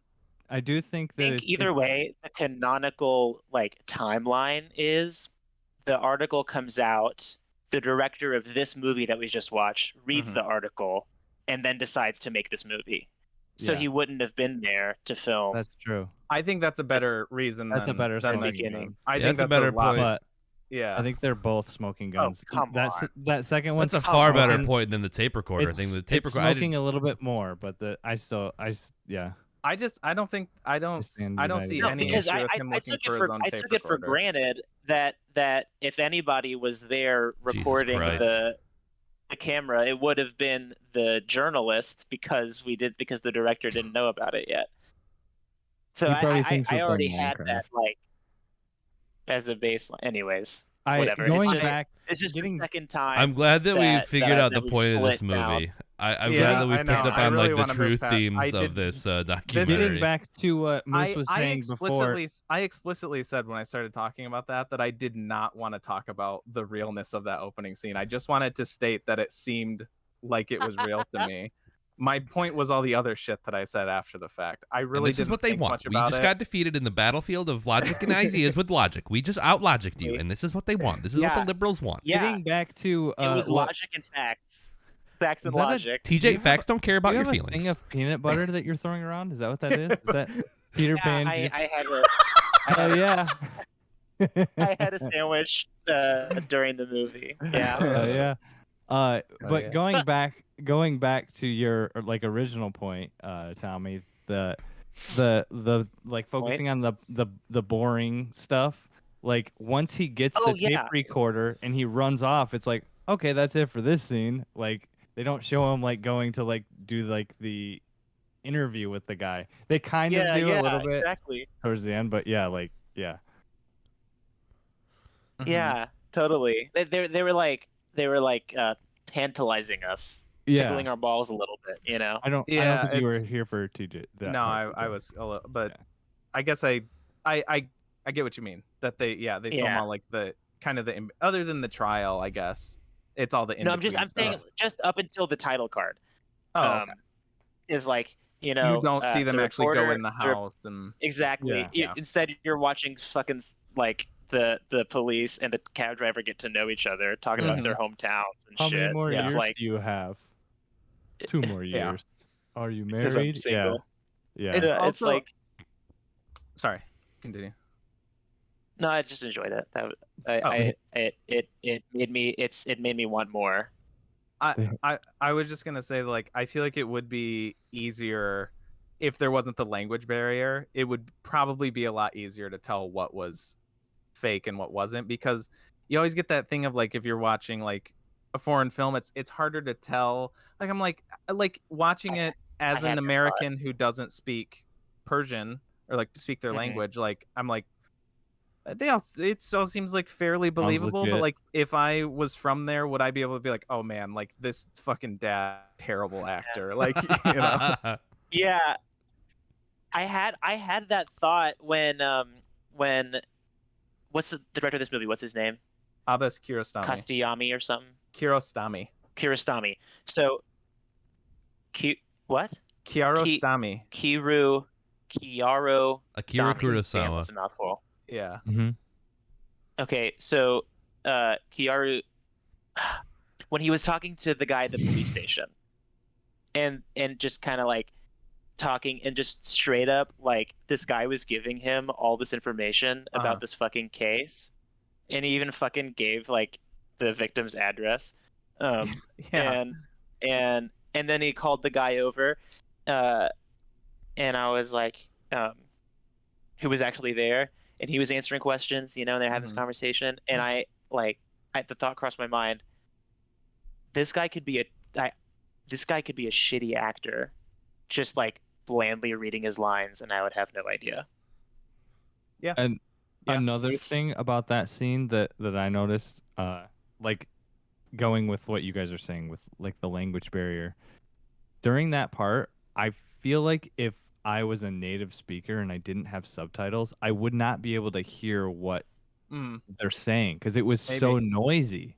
Yeah. There's like, I mean, obviously they had audio issues like the entire time. Yeah. Like it sounded like they just had like onboard like audio or something that was just like not good for the most part. But yeah, it was like I was like, if I was a native speaker, I could not. No way I could pick up the criminal or Sabzian, whatever, Sabzian. Yeah, he was talking quietly. You would not be able to hear him. Maybe they had maybe they subtitle it too. Like that happens sometimes in documentaries. Yeah. They'll just put in subtitles if the sound isn't what they want. Possible. I'm guessing, especially for that scene too. I would assume that the director probably just had like a lapel mic or something small that he was holding for that audio too. So, oh yeah. It's probably the same one that they had at the end of the movie when At the end of the shit movie. it out. Yeah. And they've just Yeah. been using it the whole time. Oh, and... that was sorry. That was gonna be my what Smoking gun? before. Well, but that was what I was leading to when I cut out last time when I was like kind of going through the stuff is that ending scene, like as a comparison at least with like the opening scene. This was before any of the other stuff was brought up. But like the director, the Makhmalbaf, I think is his name. Yeah. Makhmalbaf. Yeah. He was like scripted in that scene. Seen all of but- Makhmalbaf's movies? No. Oh. Um. I thought you were into film. Like, Yeah. Who are sorry. you? Yeah. Sorry. You know Sabzian. I love I've read the cover of The Cyclist in its original language in like the couple frames it's in this movie. Oh. But You mean anyways, to like tell me you've never snuck into somebody's house and pretended you were David Cronenberg? yeah. Oh. Yeah, that would be the one that I would go for. No, yeah, but anyways, he was scripted in that final scene, but Sabzian wasn't, and I don't think the dad was either. So it could be that, you know, maybe some of the guys in some of the real scenes were scripted, some of the guys weren't. I don't know. I mean, I think that's. It's so I guess I weird. think that's the point, and I think that's what makes this documentary special. Is like the blurring of the lines, because I think was it a couple episodes ago we were talking about or at least I had mentioned like that casting John Bonet Netflix movie. Oh yeah, where I like can't they remember what we told the talked story about, of like yeah. the John Bonet Ramsey murders through the lens of like casting actors to play the family members of the John Bonet Ramsey family, and like for a fake docudrama like this, because this is kind of what it, you know, I feel like this walked so other things could fly. This like stylistic choice of like the courtroom scene, like was that the actual courtroom scene, or was that like the scripted, you know, like I think reenactment of I think that was real. Yeah, it just looked, I don't know, I guess this is like a difference between our court system and other countries' court system, because it looked way more like informal than like ours Yeah. is. That's how they are. They're like, Yeah. I actually wrote that down, that like their courts and like their trials are like chill as hell like that. They're Because like, like in the United States, like fucking the lawyers defendant or does not talk it. Yeah. The defendant would not be talking at all, and the lawyers would be like doing everything. Well, they didn't even have lawyers, but I Like the yeah. idea of forgiveness and like it's probably because they haven't like they haven't made prisons part of like History out of it. capitalism that you can't There like you go. make Yeah. money off of there you it. go. they I don't know. gotta have their own OJ case to like turn it into Yeah. like a primetime TV thing, and then they can this get their was court their systems attempt. up there. Yeah, this was their attempt. I always like movies like this because it like I feel like it kind of like unbrainwashes me from my shitty like whitewashed American history brain. Like like just like seeing other cultures and stuff, and seeing like original cultures, like what am I trying to say, like from the source, I guess. Like it's not You mean like it Mesopotamia or like what? no do you no mean? just like anything, like even like Bong Joon-ho, like the Parasite. doggy or- daycare, Oh, whatever the doggy one was. Yeah, the daddy daycare. Yeah. Yeah, daddy daycare. When it's actually like it's like or like the original Picturing Old Vin Boy. Diesel throwing a dog off Oh, the building. okay. yeah, like That's Eddie Murphy. Vin Diesel's in The Pacifier. That's what you're thinking. oh of. yeah, close. Yeah, those are Oh, Yeah. how embarrassing. So that's the Oh, man. Parasite, or there you go. There's another Bong movie for There, it. okay, we brought it together. I just like seeing. I mean, that's one of the reasons I like Terrace House too. Is it's like when you see like, although actually that's maybe not the best, because I've heard people have said that's not. It's kind of staged, but the point I'm trying to get at is I like seeing cultures, other cultures, like through the lens of the That culture. Yeah. Yeah. Okay, I got what you mean. Okay. yeah. That's cool. and- I agree. and like they just like, because in, like I said, my whitewashed American brain, like you think of Iran as like, you know, terrorists and like, you know, all that shit, and You it's think- like all these people are super chill, they're like super nice Mhm. and super like sweet to each other. It's and like even the judge. Even the judge, yeah. The judge was such a dick about like not moving the trial up, but then Yeah. the trial happened. He was like, "Oh wait, so tell me your story, bruh." Like, Yeah, he was like literally just like kick back, like, "Oh yeah, and how did that make you feel?" yeah. Well, it's like, it's like, I don't know. You speaking about like having like a whitewashed or like a very Western view of things. It's like in Breaking Bad, whenever they show like Mexico, it's like they have that yellow filter on the lens to make it look, Exactly. Or like, you think of any country in the Middle East, you think like, just sand everywhere and just like impoverished, lean-tos and like, dirt huts or whatever.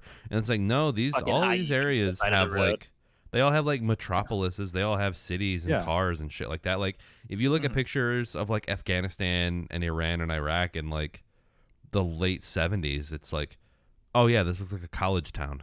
Yeah, the road when he kicks the can down it and it shows like the trees have like started to turn colors and there's cars on it. Was like, that place looks cool. Like it looks like a nice peaceful little area. Even I think they even say, "Oh, this is a nice part of town," and I'm like, yeah, it like legitimately is.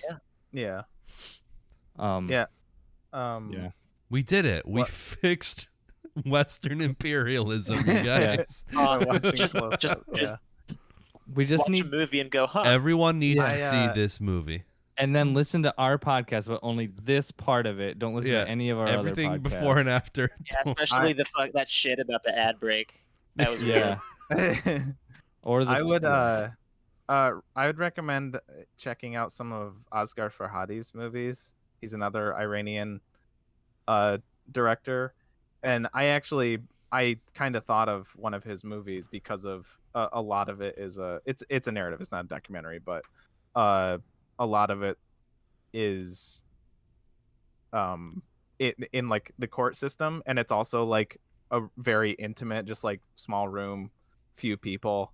That one's my favorite of his that I've seen. It's called A Separation. It's pretty great. But that's another, if you're talking about like viewing other cultures through their own lens, I would like highly recommend Asghar Farhadi. He's pretty. All of his movies have been pretty solid, but A Separation is my favorite. Yeah. I guess I want to shout him out. If we can go back to the can't tell if it's the real thing or not. I think ultimately that's the entire movie. So yeah. Yeah, I think that's one of those. I think that's one of those form follows function things, because that's one of the themes of the movie too. Like, is this Sabzian guy? Is he acting for the camera? Like the judge. I was thinking that the whole time.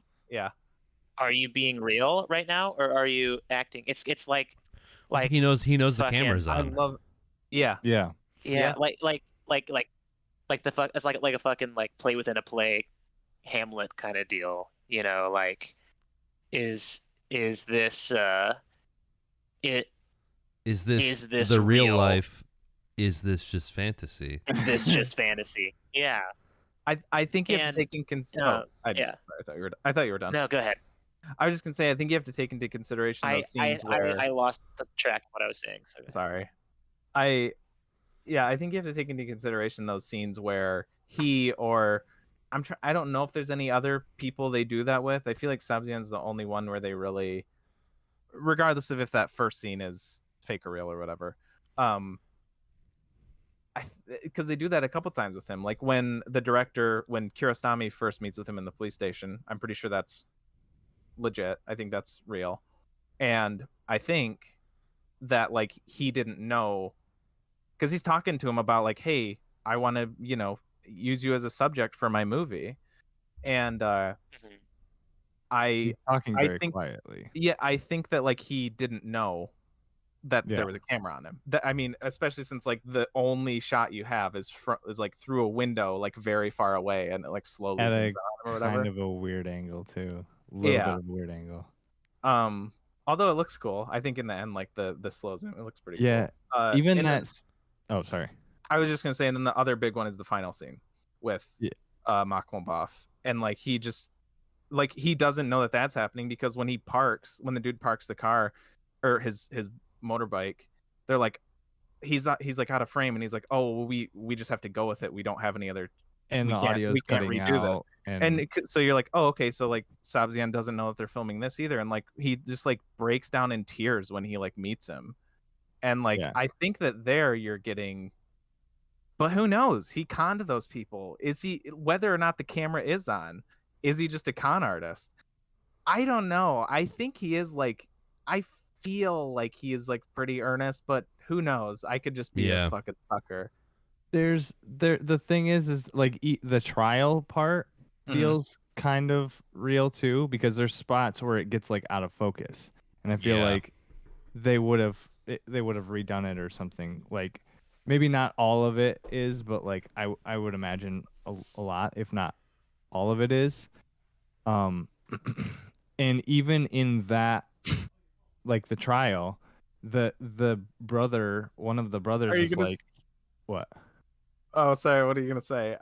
He's even one of the brothers is like, yeah, this is an act 2. Oh yeah, they do. Yeah. No, like, I thought he points it out.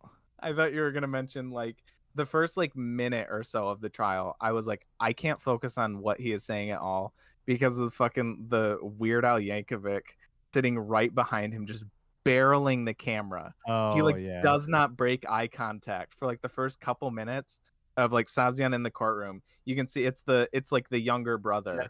He's like right behind him, and he's just like this. Yeah, which further reinforces that it's real to me. Yeah, because that's what people do when. Yeah, and like I don't even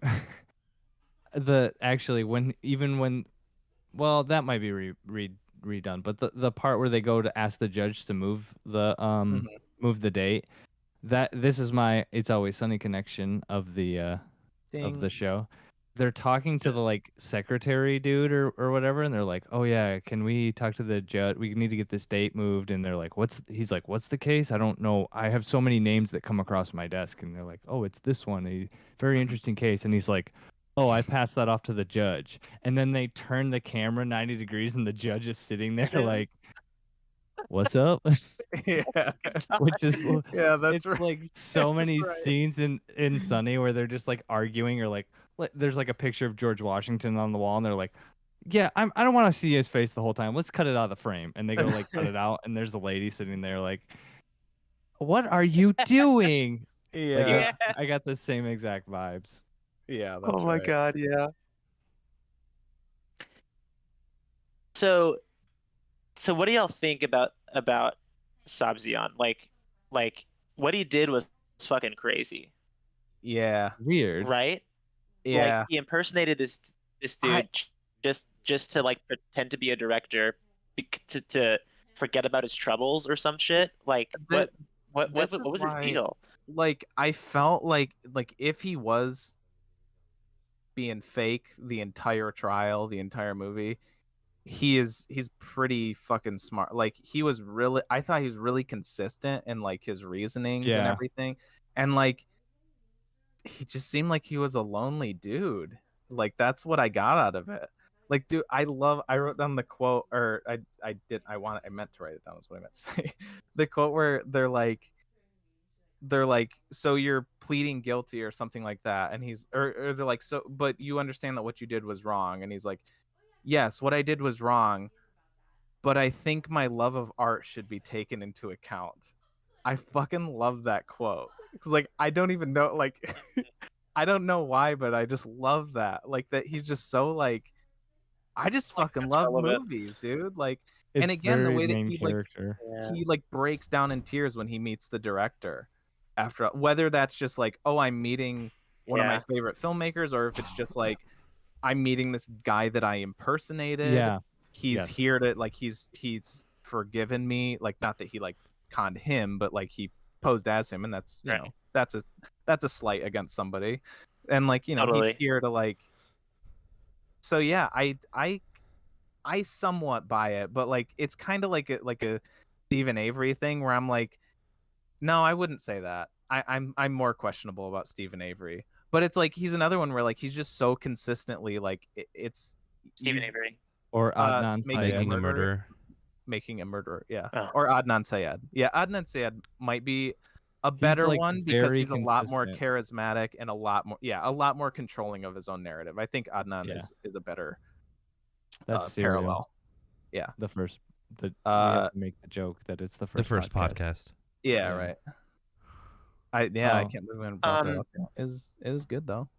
So Oh, it's I good. think the dude. Okay, the dude was totally into movies. Yeah, I think that's a fact, and that he admires Medvedev or whatever the fuck his name is. Medvedev is the Russian president. Makhmalbaf. Makhmalbaf. Makhmalbaf. He really admires him. Like I think that's real. But like his motivations were It's foggy. it was real foggy. And the fact that he borrowed money from the sun, like that's a red fucking flag for me. Yeah. Sure. Yeah. I mean, It yeah. is. I'm not saying it's just because he was a lonely, like, yeah, that's part of it. But I don't think he was, like, one of them said that he was, like, plotting out they were like, oh, he's looking at every room in our house to, like, case it for a robbery. But then he's like, well, no, I said I wanted to use it for a film, so I got to act like I'm checking it out. And, like, I kind of believe his excuse. Like, I think that he was just playing the part. He doesn't believe seem that like over- he's got like a crew that he's like Right. running. Yeah. Like he doesn't seem that Right. organized. He like I have True. it written down that like I don't know if he's just like smart or if he's sick because like he's Yeah. always like it seems like every minute or two he has some kind of like quip or quote from like Tolstoy or some director or some poem. He had a lot of like one-liners in the trial. Yeah. He's always going off of these like live, laugh, love. Like that's what he bases his entire like life off of. And I think that maybe he didn't have like I don't know any kind of like figure in his life that role model that showed him how to like handle stuff. So that's how he like thought to like interpret his feelings is through like what because he even says that like I don't know how to say the things that I feel. So that's why when a movie like The Cyclist like that it says how I feel like it explains it says it in the way that I want to say stuff but I don't know how. That in particular really resonated with me. Like see like what like connecting with a movie like that and just like seeing things even if it's not like directly tied to you but like you know that wanting to express and like but like only being able to connect to a movie but not you know being able to express it yourself almost like it that's how I felt after something. watching Beast of I actually kind of thought of that. I kind of thought I had a feeling you were going to bring up Beast of Eden. Yeah it's like it like unlocked something within me or like it's all it or it reveals something. Yeah, the image something. in my mind is like, you know, jumbled up letters or like fucking like the Russian alphabet or some shit, but then suddenly like you know how to read it. Yeah. You know? Yeah. And that's why you went to Crete and like posed as a physics student so you could like live over there for a couple weeks and yeah exactly. I was gonna I thought that actually when I first started watching it I was like, oh, so this is what Moose was doing the whole time. Oh my god. He's like, you guys have you guys heard of the movie American Movie? Yeah, that was me. I directed Coven. Yeah. So I don't think he was gonna burgle the joint. Sabzian reminds me of someone I know in real life named Gerard. Okay, let me tell you about fucking Gerard. Yeah. Okay. So when I showed up to Texas A&M as a senior in high school doing like a campus visit or whatever, I went to the uh, Methodist Student Center because I was Methodist and I wanted to get to know some of the students. And this guy, Gerard, super friendly dude, um, really charismatic. He took me on a tour of the place or whatever, and and I was like, man, I love this, like I want to come to this school so I can be a part of this organization and hang out with people like Gerard. So I show up my freshman year, Gerard is nowhere to be found. And I'm like, this is weird. I wonder what's up with Gerard. And so later I like get like close with the other people in the organization and I start and asking some questions. And it turns out that this fucker, Gerard, straight up like was posing as a student. Whoa. He wasn't actually a student. People looked him up in the student directory and he wasn't there. And he borrowed like hundreds of dollars from people there to like cover his rent and shit, or like a bus ticket or whatever the fuck excuse he gave, and never paid it back. And then when people finally got wise, he just left. And you know what? Fucking what? Later that year, I was with my with one of my friends that I met who was a Baptist, and so we went to the Baptist group to like eat lunch or whatever. And you know who was fucking there? Like a core member of this fucking Baptist group. It was Gerard. Whoa. This motherfucker hops from church to church in town, shit. mooching off of people until they figure out what he's up to, and then he goes to the next one. Oh, And Damn. okay, so this was, fucking like 7 years ago, 8 years ago, whenever the fuck I was a freshman. I love this idea of like interdenominational like drama. Like, you're not even a Baptist. Yeah. Oh my God. Yeah. Yeah. Apparently, that's what he does. He just goes from one to the next. A That's biblical drifter. So fast forward It's a like Cormac 4 or 5 McCarthy years. character. I'm it's my first semester in grad school, also at A&M, and I'm sitting there in my office. It's a shared office with other grad students, and I'm like trying to get acclimated or whatever. Some of the other grad students are talking about how they have a really shitty roommate who who hasn't paid rent in a while, and he keeps giving these weird excuses and shit, Jesus and I borrows Christ. money from him and stuff. Come on. And he's and I'm like, man, this guy sucks. And the guy says, yeah, like I met him at church and I needed a roommate and he seemed cool. And I was like, oh my God, is this guy's name Gerard? It was fucking Gerard. Oh my God. Was ripping off my fucking like colleague by not paying rent and being a shitty roommate. And Years and later. and he was at yet a third church at least. The fact that he's just been able to and- get away with this shit for like years. Yeah. Oh yeah. Yeah, there's a bunch of fucking churches in this town, dude. Like, Oh man. That's when you started the story, like I guess he did end up coming back like a few times, but I thought when you said like this guy I know, Gerard, I thought you were gonna be like, he's in my fucking physics class, this piece of shit Gerard, and I see him every day, and he's in my study group. I thought it was gonna be like a personal diss. That's why I was like, Oh, beep. no, That's why I no, beeped his it's- name out. Oh. it's a con. This guy's That's a con. incredible. That's And- incredible. Yeah. And I picked up some of the same vibes from Subzion, especially borrowing money. Mhm. Yeah. That's where I fucking got it. That- And this idea that how he allegedly did the same act with some other people. Mhm. And like the kinda one brushed lady over was that a like, little bit, oh, I he feel tried like. to marry me Yeah. or whatever. Right? Yeah. And he claims he didn't do it, and he might not have. Maybe it was just some random crazy person Mhm. reading an article and calling the author, But and then when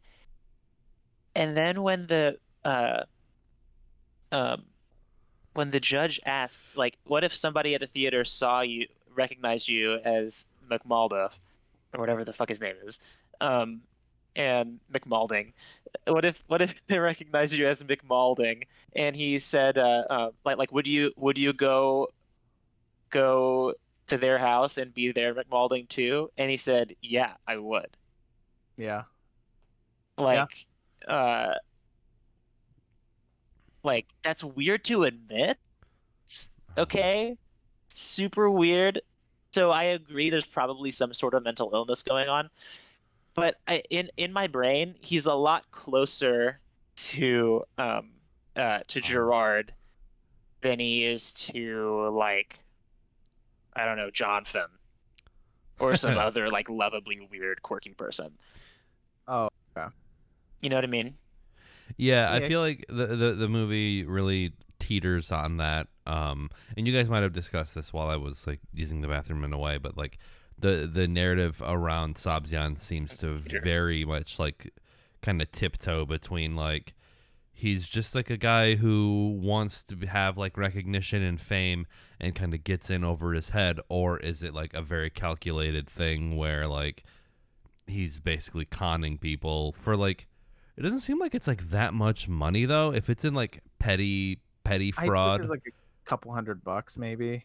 which it's like, you know, it's like, I don't know, man. Yeah. You gotta upgrade your scheme there, because if you're only doing it for like a couple $100, I think Yeah. that for me makes it seem that tilts Yeah. it more towards like he's a guy who just got in over his head, who's like in every That- other yeah. aspect is like a boring ass dude who wants to be like, you know, Yeah. if someone It's- mistook me for like, you know, a famous director, and it's just like, oh yeah, you know, you can take a Yeah. little joyride in this other person's identity for a little while and like have it be totally believable. Being John Ooh. Malkovich. Yeah. Yeah. Yeah. The only That's a very thing good is point. though, like I try Yeah. to do like He a definitely, I think he calculator. definitely got a high off of pretending to be the guy. Yeah, it could have been both. It could have been both, but I try to do some kind of like calculation into the how it converts, and there's like some weird hyperinflation, and they've changed currency type Oh shit. yeah, because it's been like 30 years too. Yeah. Yeah, and I It tried was to actually That was $60,000. 1989. no, it was like $5 is what I got, but What? like that can't be right. But anyways, there's this thing, I think there's like an episode of Scrubs actually where there's this guy who scams painkillers, and like Yeah. he goes in and he's like refusing painkillers for days and days, and he's just writhing in pain in bed, and oh, I don't know, refusing until like he finally is just like, give me some fucking painkillers, and he like snaps because that's what he wants painkillers. And that's kind of where I could see like maybe he is being a con artist at first, and he's just like, oh yeah, I just need $5 right now. Oh no, I don't need money, I'm a famous director, I don't. Oh, and then he finally gets to the big pitch of the movie, and then he's like, okay, now I need money. So it makes it more believable, because if he just comes right out and says, I'm a famous director, give me Investor. $20,000, Yeah. Definitely. Yeah. it could be a long con. Yeah. I guess like kind of like what I was saying more is like Yeah. When the judge was like, did you want them to finance this fake movie? Yeah. Yeah. And then it was like, Like- a very, very long pause. Yeah, yeah. Like I don't know, like how, like his motives, his excuses for like why he did it. I'm more muddled on. But like when he says like I said, like oh no, I just playing the part, looking through the house. I wasn't gonna rob him. Like I believe that, and like how he even got into it when he's just like, yeah, I was just sitting on the bus reading his book, and I told her I was him, and she believed me, so I just went with it. I was like, I totally believe that. The motives and all that is where I'm like, eek, I don't know. But like his whole like, it's like I don't know, I just did it. I'm like, it seems kind of believable how he's like playing that off, but Yeah. doesn't think- justify. I'm not yeah. saying like that justifies it or like Right, makes it right. cool, I but I'm think- saying like that part of it is believable to me. Totally. Yeah. It's creepy as fuck. It is, yeah, yeah, it's, Yeah, I think no matter what his motives were, they had to have changed, I think, throughout the course of the con. you know, because like yes. at first he's just because I don't think he thought that he was gonna make $1 million off of this lady on the bus, you Sure. know. Yeah. But maybe his motives changed to be like, okay, maybe I can squeeze some money out of these people. Yeah, maybe. And he even says And like, you know, looking around, maybe Good. I think there's a delay. Yeah, I think there is. So like whenever because like you're responding to what I'm saying like after a large pause, and Okay. then I start talking, but I feel like I've interrupted you, but then you I- haven't. This I will be really went on that interesting to earlier. edit for Nick. So I forgot what I was saying. Oh yeah.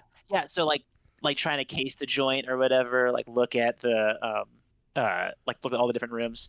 You know, maybe he was just playing the part. I think he was playing the part, but maybe also he was like trying to think like, okay, what sort of things can I get them to give me later? You know, Yeah. I don't think, or maybe he was thinking maybe I can like steal something, but it doesn't seem that it doesn't seem like he's capable of straight up stealing. I think he needs. I think he feels much more comfortable in the like lying camp and using that to get money from people. If that's even what he's about, because maybe every word he said was true. Maybe he's just a weird fucking cinephile, and maybe the brother's theory at the end when he at the end of the trial when he forgave him is like, look, just give this guy a job and he'll be back to normal in no time. It's just the fact that he's been unemployed and is poor that's making him do these weird things. I mean, and from what I Not found, that unemployed and poor people do weird things, but you know, what, not trying to be racist against poor people. Yeah, nice. Way to, yeah, good catch. The fuck. Shit, I forgot. From what I could tell, Darn. the research that I did, he didn't get busted for anything else after that. So yeah. he did die in 2006 at a fairly That's young good age, news. but like, Wait, yeah. which guy? Sorry. Who died in 2006? Yeah, but that's like Sabzian. 16 years. Oh, Jesus. Yeah, it's 16 years, but Sabzian. it sounded like he just like hawked DVDs for the rest of his life. So yeah, like, he there didn't. was. It seemed like his repentance was genuine.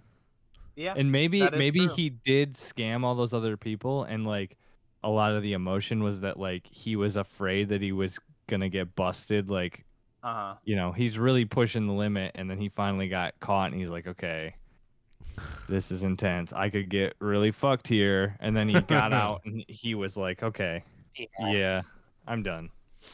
This is again like on every level. Yeah, like with kinda this steered him movie, straight.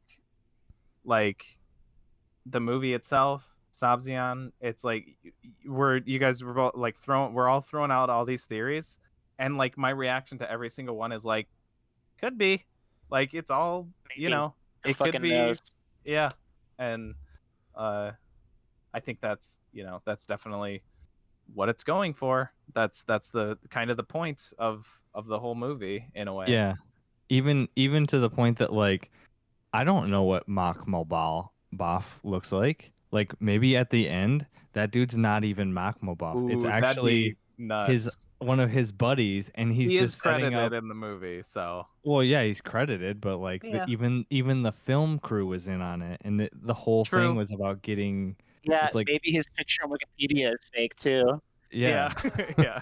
How just far setting up down the the rabbit hole second does this one. go? Yeah. Yeah.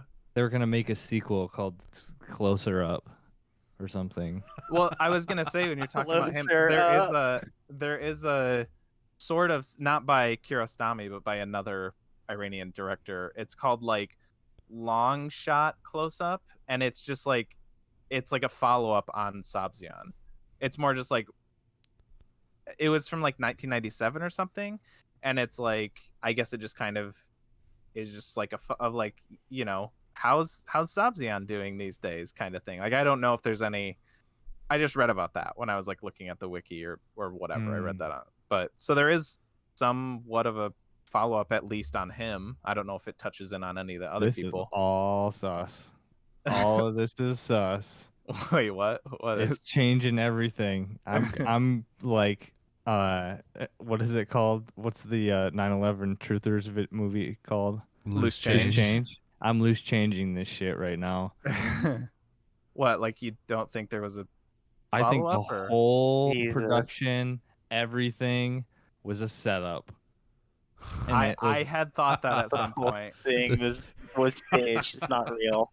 like except maybe the family, like it's a double, like he actually did go and con this family, and then he came back and conned them again with the documentary. I love Or that the so much that entire they story did get a is movie done conned. in their house. They did end up having a movie made. Yeah. I love that so much. There are a lot of things that like circle back, like the whole Sabzian story. was actually just a location scouter, and he was like, yeah, like the director was like, okay, we need to shoot this document. Go find a house, and he's like, I'm gonna do you one better. I'm gonna pretend to be this other director, and that's how I'm going. Like, And then it he just, just like, walked the off, PA. and Kiarostami was like, just like what? yeah, it's just like Ocean's 11 of like scamming like upper middle class like Yeah. suburbanites. This is like an I think you should leave skit where Sabzian is like Tim Robinson's character. And he's like, no, but I'm gonna do this and this and this, and then Kiarostami's like, no, you don't wait, have to stop. do any of that. the dude's actually like 18, and he's My just like an God. over eager Oh PA, my God. and he's just like, yeah, all that. Yep, got it. Yeah. Oh my God. Oh my Yeah. God. The fact that they actually ended up making a movie at their house. Yeah. Oh, Jesus yeah. Christ, I There's- didn't I put mean, that together. Oh There's my a lot God. of things that circle back. There's like, a the whole thing smoking is- gun. the story starts with the lady, the mom, seeing this guy read a book called The Cyclist Oh, by like chronologically, or like what? Yeah. I was like, If no? the story's real, Okay. if it's to be believed, the whole thing started by him sitting on a bus with a book or a screenplay, whatever, of the movie adaptation, yeah. The Cyclist by Buff. Boff. And then the movie ends with him on a cycle with the director. I thought of that Makhmalbaf. too. I thought of that too.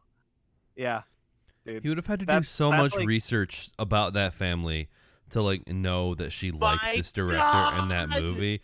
Like they were like casing her house, like that family's house for like months, like going through their trash, like finding like ticket stubs to going to see The Cyclist, and they're like, oh, Moose, this is Moose is like this is our in.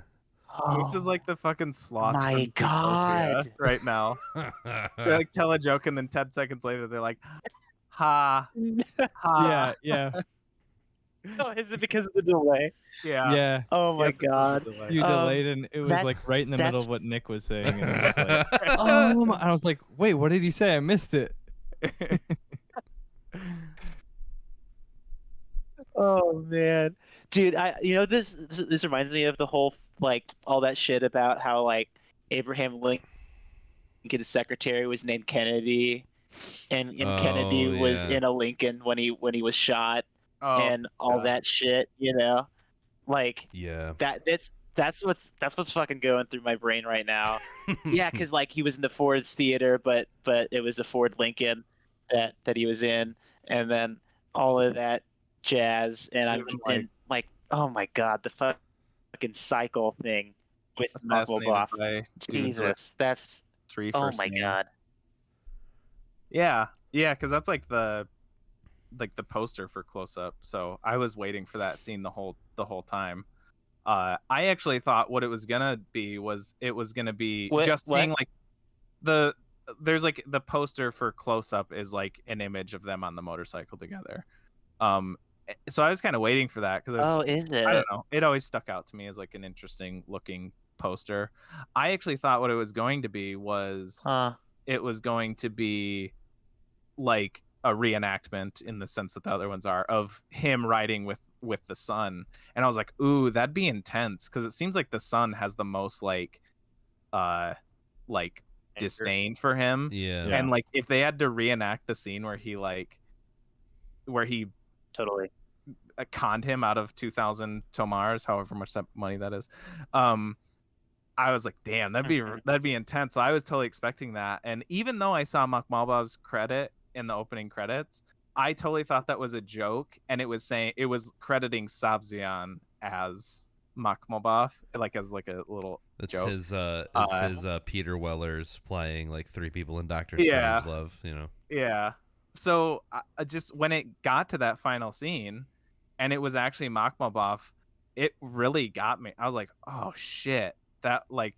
I loved the final scene. Like I thought the whole ending was great. Yeah. I love the like it's so Yeah. simple. I like that.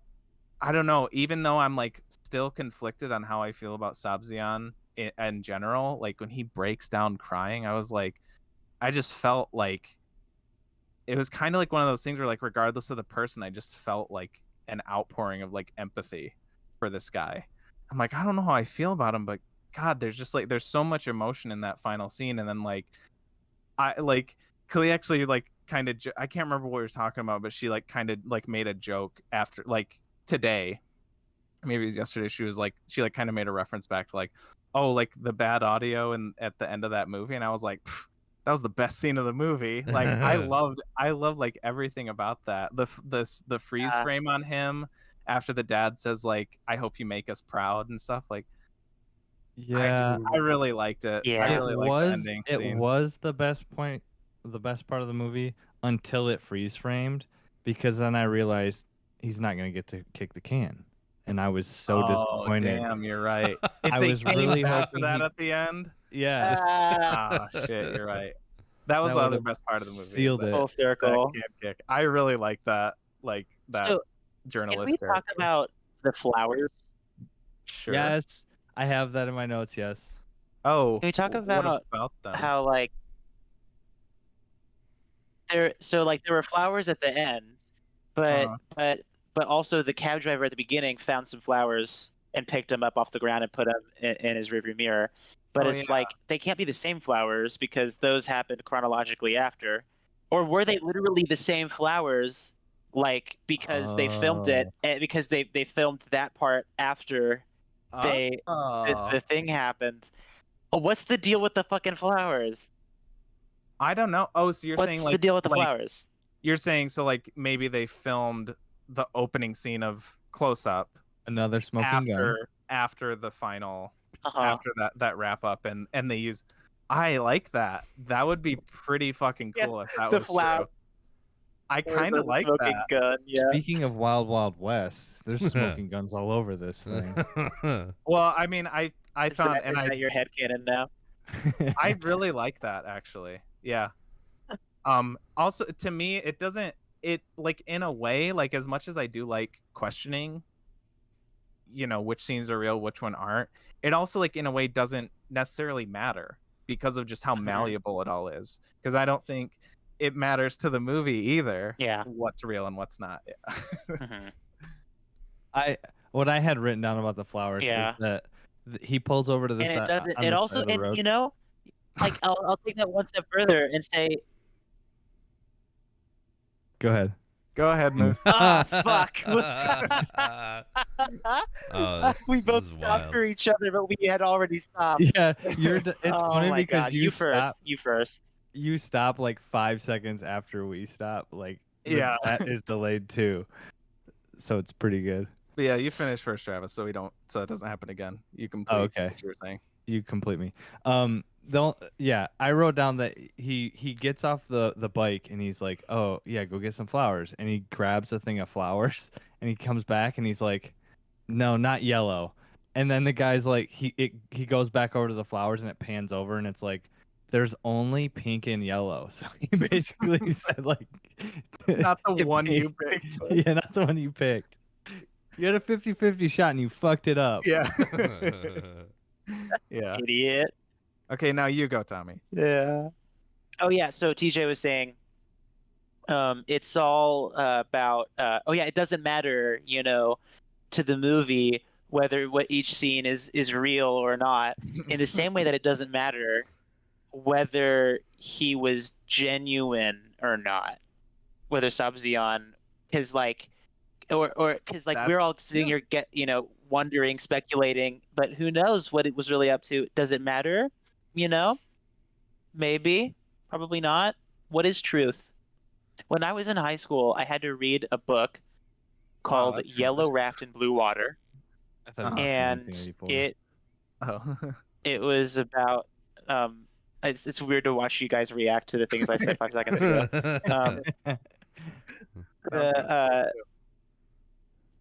yeah, so I watched it. So I read this book called Yellow Raft in Blue Water, and it's a series of vignettes about the Vietnam War, and it tells these soldier stories or whatever, and it's like based on a true story, unless it isn't. I think I read Was that too. this real? That sounds And familiar it now. pissed me the fuck off as a fucking like 17-year-old, because I'm like, either it happened or it didn't.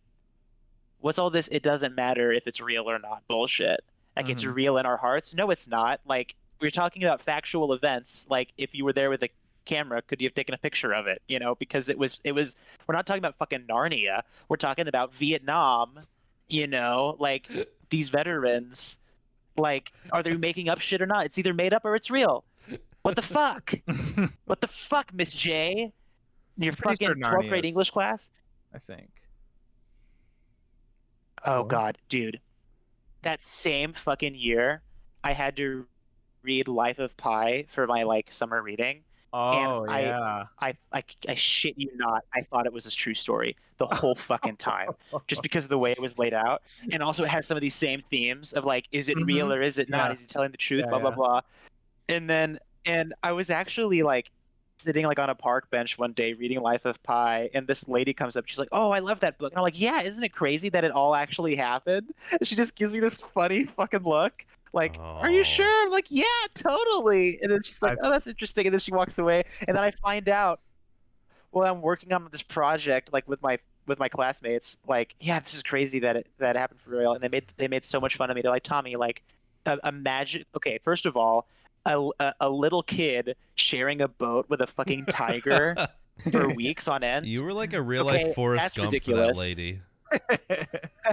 Yeah. Second of all, I know, a real Jesus Christ. Second of all, a fucking floating island of mangrove trees with That was these the like part that I thought cannibalistic of, like, meerkats. Yeah, like the most like unbelievable part. Yeah, that's where I'd Like- be like, okay, maybe not. That's what got them to convince me. They also, at the front of the book, like on the front cover, it literally says "Life of Pi, a novel," as in like a made-up story. Sure. But yeah, it was the meerkat mangrove Meerkat island Man. that Meerkat finally Manor, was able to yes. convince me. Anyways, yeah, so this whole idea of like, what is truth? Are things real? Aren't they? It doesn't actually matter. The lines are blurred so much that the whole thing is just the line. There is no true or false. We're all the line between it. I like on the one hand, that's bullshit, but on the other hand, wow, it's a fun movie. You know, I like to think Yeah. about it like that. Yeah. You know, oh, this You is a fun can- feeling. Well, it's like, you can Noodles. extrapolate stuff from works of like fiction and nonfiction alike, and like I guess it's like, well, I mean, did you draw meaning from it? Then does it really matter if it actually Yeah. happened or not? If like it affected you or changed you or anything like that, you know? Yeah. Yeah, it's like the guy, it's still real to Yeah. me, damn it. The Yeah. wrestling Yeah. guy. Like, you know, he loves WCW, so Yeah. it's real to him. Again, yeah, Yeah. I think that is also kind of the point of the movie. It is like, as I've said multiple times, like that blurring and like what actually. Yeah, I think Yeah. like if the movie affects you, if Yeah. it's isn't that the For- important part? For me, the movie that like Imagine I if I wasn't. fucking submitted a paper to a journal as like, does it matter if, the fucking like nuclear reaction happens or not?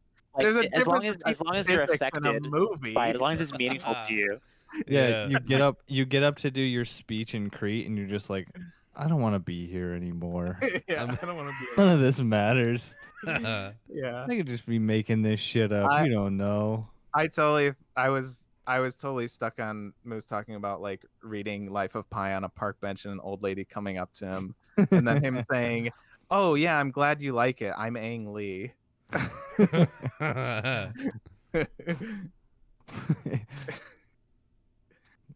Oh man.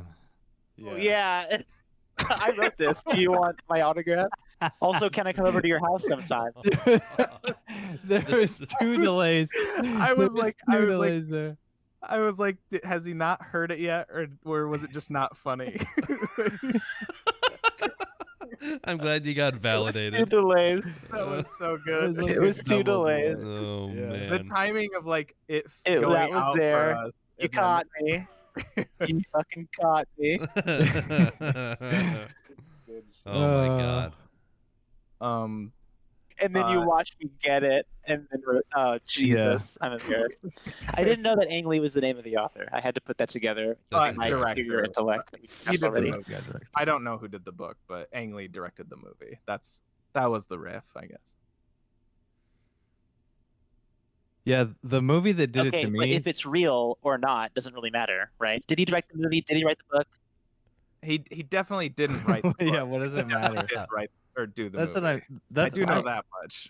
I agree with you. What does it matter? What does this show even matter? What do our grades even matter? Let's just Yeah. end it. I I don't was want to gonna be say- here anymore. I'm guessing. Yeah. I'm guessing not, but Yeah. I was gonna ask if you had just Until 'cause next I noticed week. Wait, you didn't say much this. I was just wondering if you had anything else to say about the movie, Nick, or what. No, and you can not wrap. per- You can. You know, let's pull segue into this wrap into your ups. wrap- Yeah, I'm a little under the weather, and I watched this movie while I was a little under the weather, and so I kind of was the guy from that I Think You Should Leave sketch where I was sitting there watching this, and I was like, I don't want to be around anymore. So I Yeah, was like, that's what I've been referencing. I had a real hard time paying attention to this movie because it was just like subtitles, and I'm feeling like a little sick, and I'm just like, which is not to say that like by the end of the movie, well, Moose is reacting to something that I just said. Hey, No, he's reacting to something you said 10 minutes ago. Yeah. No, I'll tell you later. Okay. Okay, yeah, yeah. I'm reacting to something I just found on Wikipedia, but I'll tell you later. Okay. Gerard. Yeah. he sees like a picture of like and it's Gerard. no, it's like Timothy Chalamet or some shit, and it's like, that's Gerard. Dang. But Oh my god, This it's is like so it good. was actually fucking Leonardo DiCaprio and Catch Me If You Can. Yeah, like, yeah, actually yeah. use Gerard. Yeah. I do Okay, think finish it. though, for like my final thoughts, There like, is no Leo. It's actually Gerard. Yeah. I think the last half of this movie is like the strongest part. Like once you get into like the court case and they do some of like the reenactments, I really like what the movie had to say, or at least like not that it had to say, but like the depiction of Iran's like court system, the way that it's like totally completely different than what you think it would be, and it was like much more focused on like having a dialogue rather than like we're gonna find you not guilty, not because you didn't do it, but because we can't prove that you did. Like, I don't know, it kind of puts a spotlight on our legal system and just how like dog shit awful it is for like anyone who commits a crime or anyone who like, you know, happens to be poor and is like trying to figure out a way to like just barely get by. And like it's like no, because like I don't know, we mentioned Serial earlier.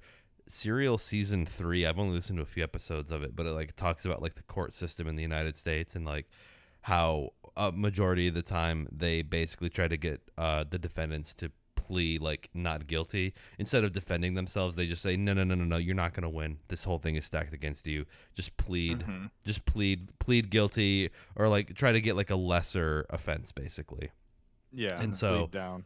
yeah, but then like with this movie, I thought it was really interesting to see like the court system, the way that it works, and like the whole idea of like, well, we can go lenient on him if like you forgive him, or like, you know, the fact that it was much more dialogue based and like empathy based and like having a discussion about like, yeah, so this guy did this, like let's talk about it.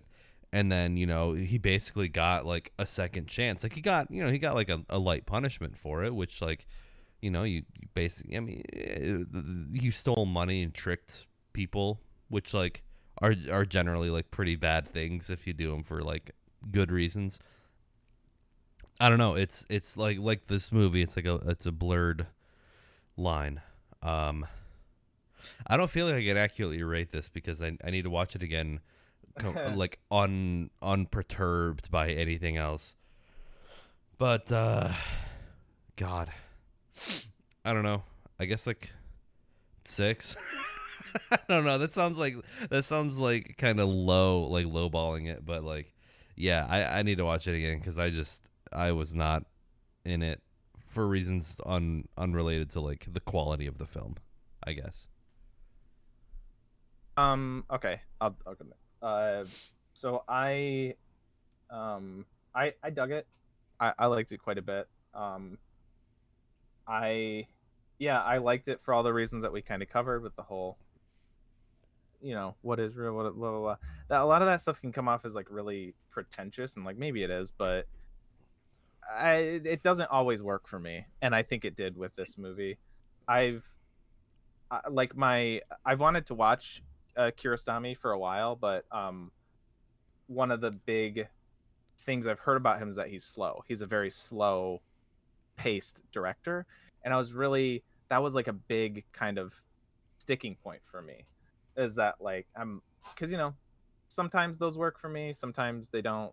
Slower movies, you know, they gotta still, yeah, it doesn't always work. But I will say that after this, I'm a lot more excited to check out his other stuff, because I like I said, after that opening scene in the car, and I was like, oh, this is what people mean. It's just these dudes talking about this stuff. And then when they got to the place, I was like, oh, okay, I know what's going on now. And then they don't show, you know, like we were talking about, it shows everything but like the action, the important stuff or whatever. But I dug it, so that was like a good sign for like his other stuff. I think I have one more of his movies in here. It's a little weird because I'm sure this is like, he normally does narrative movies. He doesn't normally do documentaries. So in that case, you know, they could still be a lot different. But yeah, again, liked it for all the reasons we all were talking about. Go check out Asghar Farhadi's movies.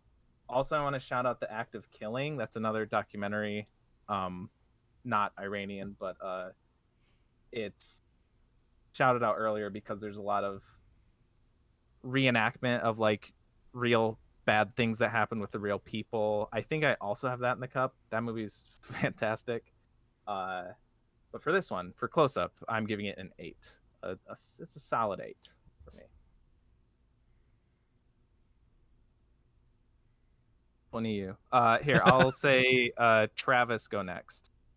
Okay. Shit. You guys doing your wrap up says like, I don't know. This made me like want to go off on the movie a little bit, like talk for 10 minutes straight. But another thing I wanted to bring up, because Nick was talking about the justice system. Even the scene where he comes in and is like, "Oh, I want to do a movie," and it's like the first prison scene with the Sabzian. He just like walks into this room and they're like, "Oh, you have a visitor," and he's like, "Okay," and they're like, "Right here," and he just turns and he's like, "Okay," and he sits down, and he's not in handcuffs. Like nobody let him into this room. Yeah, he's just wearing normal clothes. Yeah, and then when he goes to leave, they're like, "Are you good? Like, do you need a pillow or anything?" He's like, "No, I'm very comfortable," or whatever. I'm like, "All right, see, like that's cool." Like, yeah. Anyways, as far as the movie goes, I feel like the beginning part was, I feel like I would like it a lot more if it was like, if there was more cam kicks. You were if they did like a YouTube poop, or if it was like it was like the start of like one of those cheesy things where he just like keeps kicking the can and it forms a beat, and then like, somebody else is like the kid's just like, sweeping, and it's like it's one of those like, and it's it one of becomes those like like a musical every number. time, like Shrek, but every time they play All Star, the movie gets doubles its faster every speed, time so he this kicks is the like, can. Yeah, close Yeah. up, but yeah, every time somebody looks at the camera, the can It gets zooms kicked the or something camera. like that. Yeah. I don't know.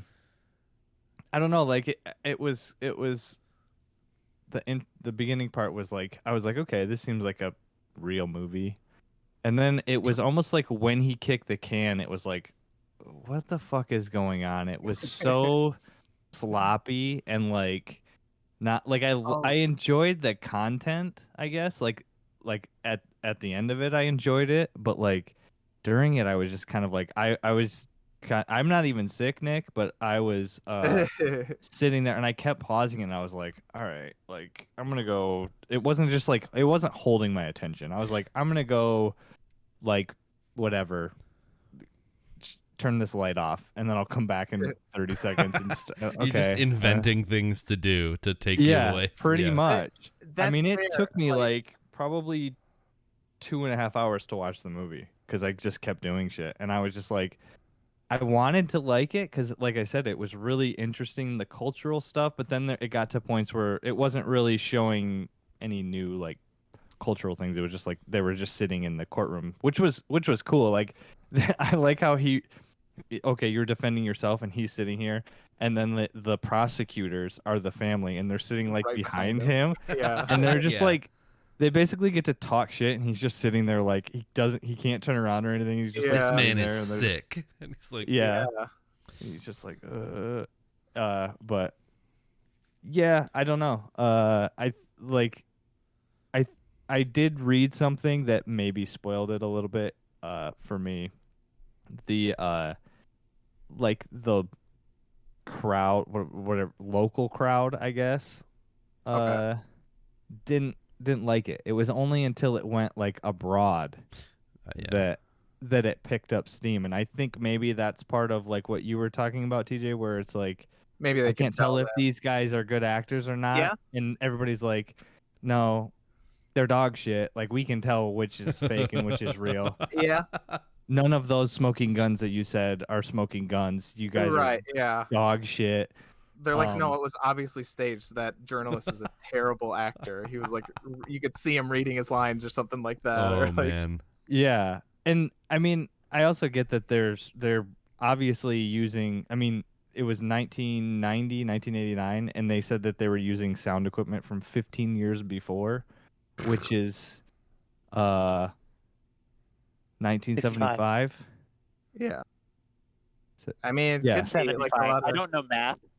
Fuck. Oh, yikes. You don't know embarrassing. you don't know simple math. You only know math that's entirely comprised of letters. Yeah, and dude. shit.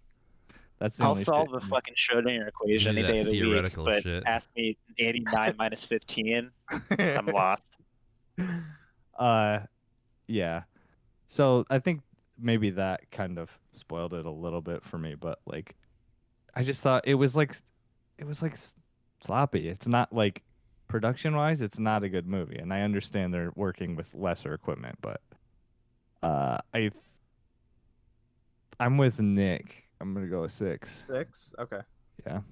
I will say before Tommy takes his, I that was something I did mean to mention, that like I guess that you're talking about like the sloppy, it's like we like kind of all over the place. I actually was gonna mention that as something that I really like early documentaries. Like documentaries are so formulaic now. I really like early documentaries where it's just like we're It's gonna the just wild, kinda, wild west of format. yeah, yeah. Like even Grey Gardens, which is a lot more like normie documentary, even that's kind of weird by today's standards. So Yeah. so yeah, that's purely just like, if you don't gel with that, you don't gel with it. I do. I like that. I Yeah. like the sort of free form. There's some that I mean, I don't know if I would call it more like authenticity almost. Like when they lose audio, that doesn't necessarily bother me. That's like authentic. Like okay, Right. Yeah, sure. this is really happening. They lost audio, like Mhm. that's fine. But there was just some like amateurish, like I mean- stuff to it, I guess. So it's like, It's not a Hollywood movie for sure. no, I know. I think- it's only getting a 1-point doc for like maybe 1.5 for like Yeah. quality stuff. I was gonna say, I think to like slightly amend my review, I was almost gonna say, like, once Travis started talking, I was like, I think for me it was like the format of the documentary was far more interesting than, like, I guess the execution of it in some ways. Whereas like it's like this kind of like high concept idea of a docu-fiction, like a documentary about a real event, but it's like dramatized by the people that went through the real event. And then it's like, Yeah. I guess those two things, like that high concept thing, and then I guess like it just kind of lost me at parts during the execution. It was like pretty dry. Not to say it wasn't interesting, but I guess that's kind of where I sit. Kind of the same thing, I'm sure, with like Catfish is something that like springs to mind. Like, I can't imagine that they started filming that. Like, why would they have been filming like the beginning part beginning of of that? that. Like, Yeah, it doesn't make sure. sense. Like, they had to have like filled some of that in, Mhm. but we can't tell. Yeah, and again, like the whole like, maybe it is more obvious. Like again, doesn't matter. I like I Yeah, what does anything matter is the question. I think we've True. Okay, Tommy, you do yours. No, let's. bring back some hope to this to us and everybody watching. Don't let us end on this. Does anything matter? Bullshit. At least to me, 6 isn't bad. We don't have to. No, it's not bad. It's not a bummer. It's average. No bummers. He's selling it now. Yeah. Yeah. Okay. Okay. Was I acting or not? Like, it doesn't Oh, matter. shit. I could doesn't tell matter. when your eyebrows went up. I could definitely tell. There's no way we're that interesting. Jesus. Oh man. I don't get what you two are saying. Like, I was engaged the whole time. Like, literally, like in the moment there was nothing more interesting to me than learning about where those policemen came from. Like, and like following the trajectory of the can down the road was so fucking interesting to me. The can was the I can't Fibonacci believe how sequence. That's it. interesting he made. Like they made the fucking can. Like Yeah, like I was hooked.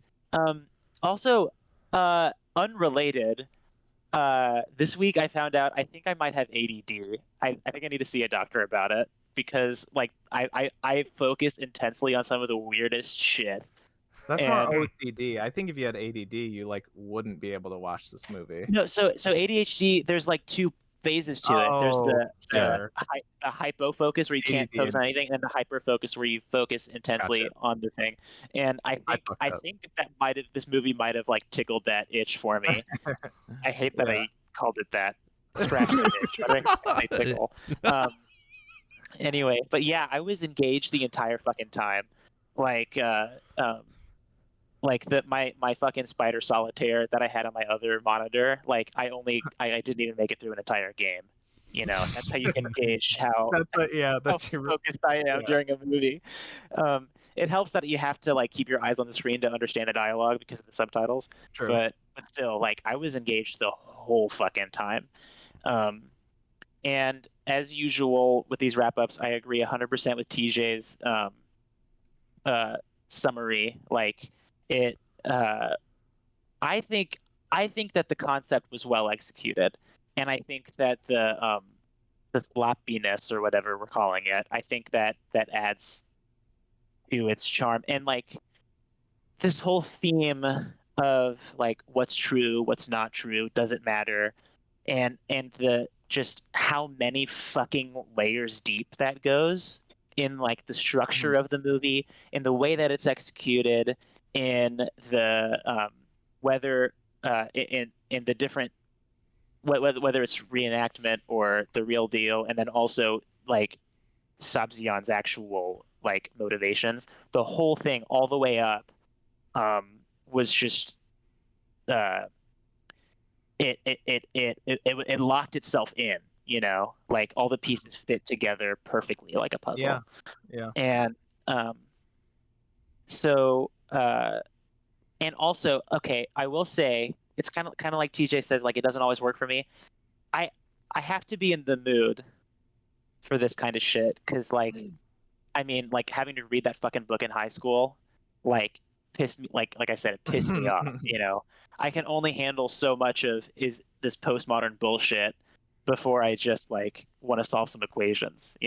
But when I'm in the mood for it and when I'm receptive to it, dude, I opened wide up and I received it deep. You know what I'm saying? Yeah. So for that reason, I'm giving it a 9. Awesome. This is a 9 from me. Nice. I very much enjoyed this movie, and now I get to share with you the long-awaited fact from Wikipedia. The publication date of the book Life of Pi, September 11th, 2001. Okay. That's not what I was expecting. That is not what I was expecting. Wow. I seriously thought you were gonna be like, Ang Lee directed the Hulk. I thought that's no. See, it all comes together. It's like that fucking, like it opened the story opens. The guy's reading Cycle by Makhmaludov, and then at the end he's writing a Cycle with Makhmaludov, and then John F. Kennedy was writing a Lincoln. And Life of Pi was published on September 11th, 2001. And everything is illuminated in the light of the past. Yeah. The end. That is something that when Tommy was wrapping up that I thought of that, like I was talking to this guy who does tattoos, and he was telling me about a tattoo he was doing, and it was like he described him as some douchey sports kid.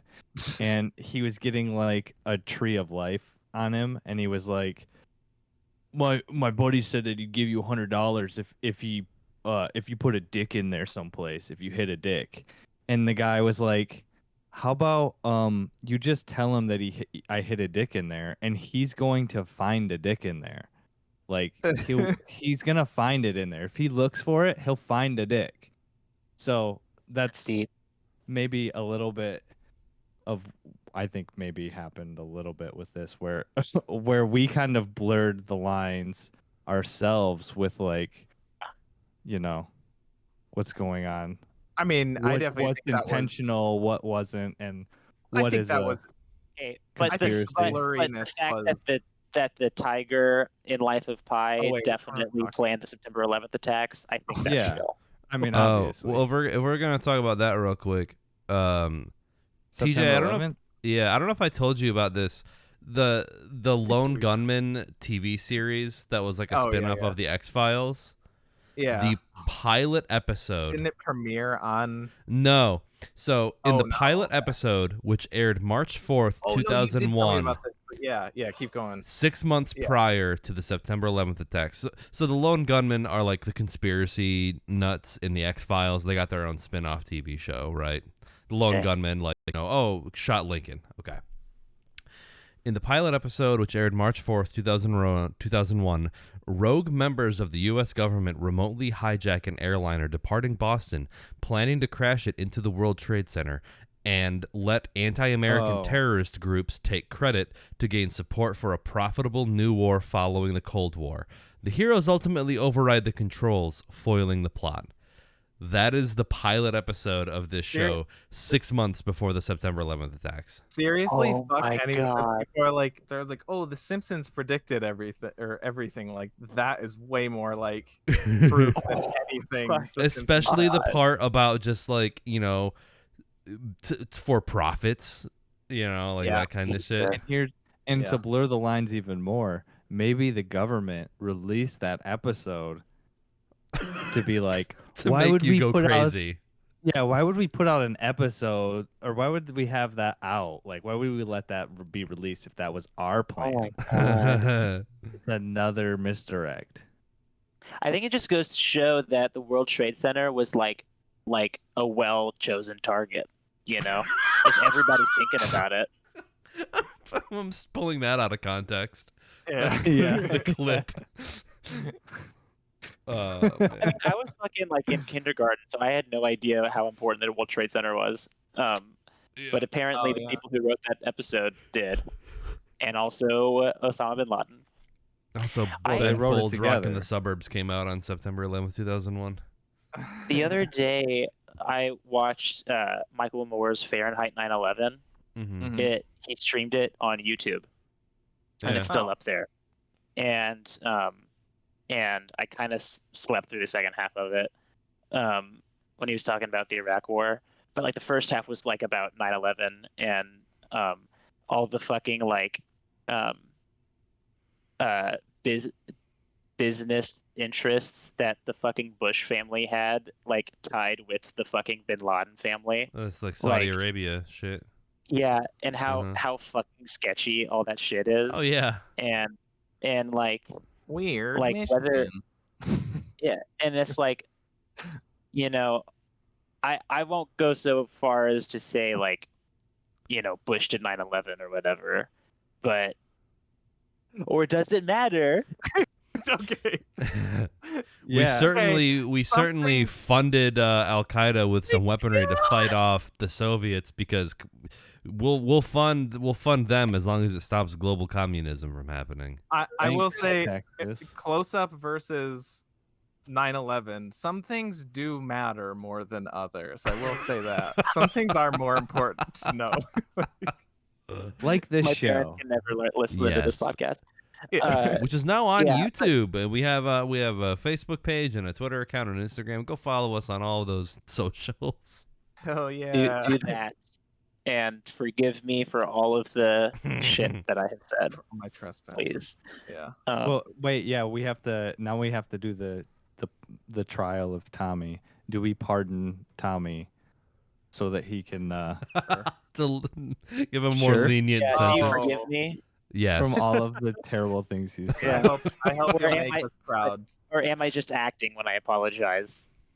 I hope Or you Yeah, can. you were pulling a lot of shit. matter. You were pulling a lot of shit this episode, so. I hope you can make us proud.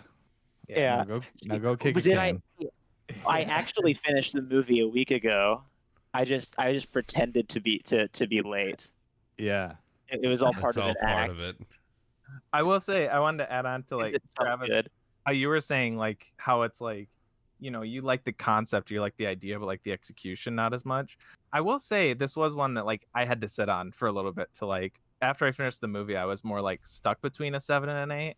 But like it's one where like I think even if it did take a minute, if it's still like, yeah, you know, I like it more. I think that's still like even if execution isn't the best, and I also do cut him a little slack because it is this was like the movie that kind of introduced the world to Iranian cinema, so you got to consider too that like documentary or not, they just didn't have the same, you know, type of shit. They didn't have the same type of like productions as we have over here. Yeah. That's fair. But Have you ever heard of Wakaliwood? okay. Okay. Let's play Minecraft. Next yeah, week's movie. We have to. Yeah. So speaking of, Oh fuck yeah! Isaiah did think we were doing Minecraft. That's why he jumped in. I figured. Yeah. So speaking of, so for the podcast, we're gonna have to split this up because it's gonna be either or. I'm gonna draw from the cup second. We have a guest. We have a guest next week, and they picked a movie. I haven't 1,000% nailed down the time with them to make sure they can do it. So if there's some hang up, I'm gonna draw this. So that's why I'm saying let's do it separately. But speaking of Hollywood, our guest next week is Isaac Jeffrey Godfrey, the director, writer of Who Killed Captain Alex and other Hollywood movies, and he chose Rambo 3 for us to watch. So that's Did not. I knew it. that's our did not, TJ. That's awesome. So I haven't thought- 100% nailed down the time, but that's why I've been cagey about my times for like the past few weeks, because I was originally going to try to do it this weekend. Oh my god. But in case something comes up, I want to have this on the record so we have a backup. Oh my god. Oh my god. Oh my god. I Oh my have chills right God. now. I have chills right didn't- now. I didn't think you were gonna tell us because you were being, like you said, you were being cagey about it the whole time. I was already planning on wearing my Walk Hollywood shirt. Oh yeah. I knew, I Oh. knew. I thought it was gonna be VJ Emmy, and I thought he was just gonna like have a I video or he was gonna be on or something. I was just waiting to get confirmation from them. I have confirmation. I just, again, not 1,000% sure on the day. Yeah, you know, if it can be our next episode, or if we gotta, wait. Tommy, you I- gotta order some Walk Hollywood shit so we can all rep. Yeah, I'll wear it. I- yeah. I would There's have no way liked it's to have gonna be had fucking the for sure. mailed to me in time. But yeah. So if that's the case, I'll keep you guys posted. Of course, Rambo 3.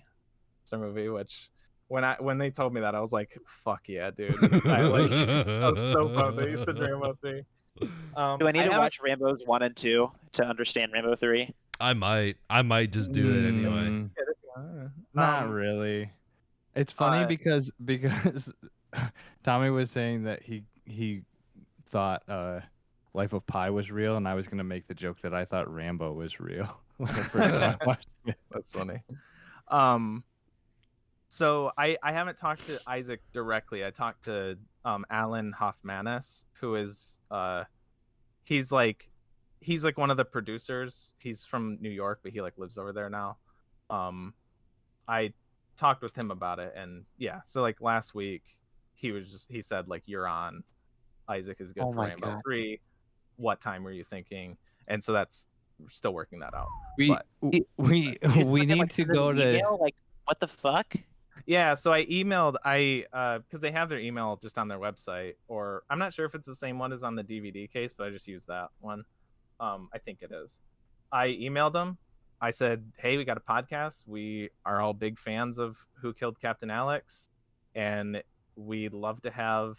I was like, when I first emailed them, I was like, anybody. I was like, we'd love to have somebody from Wick Hollywood on our podcast as a guest.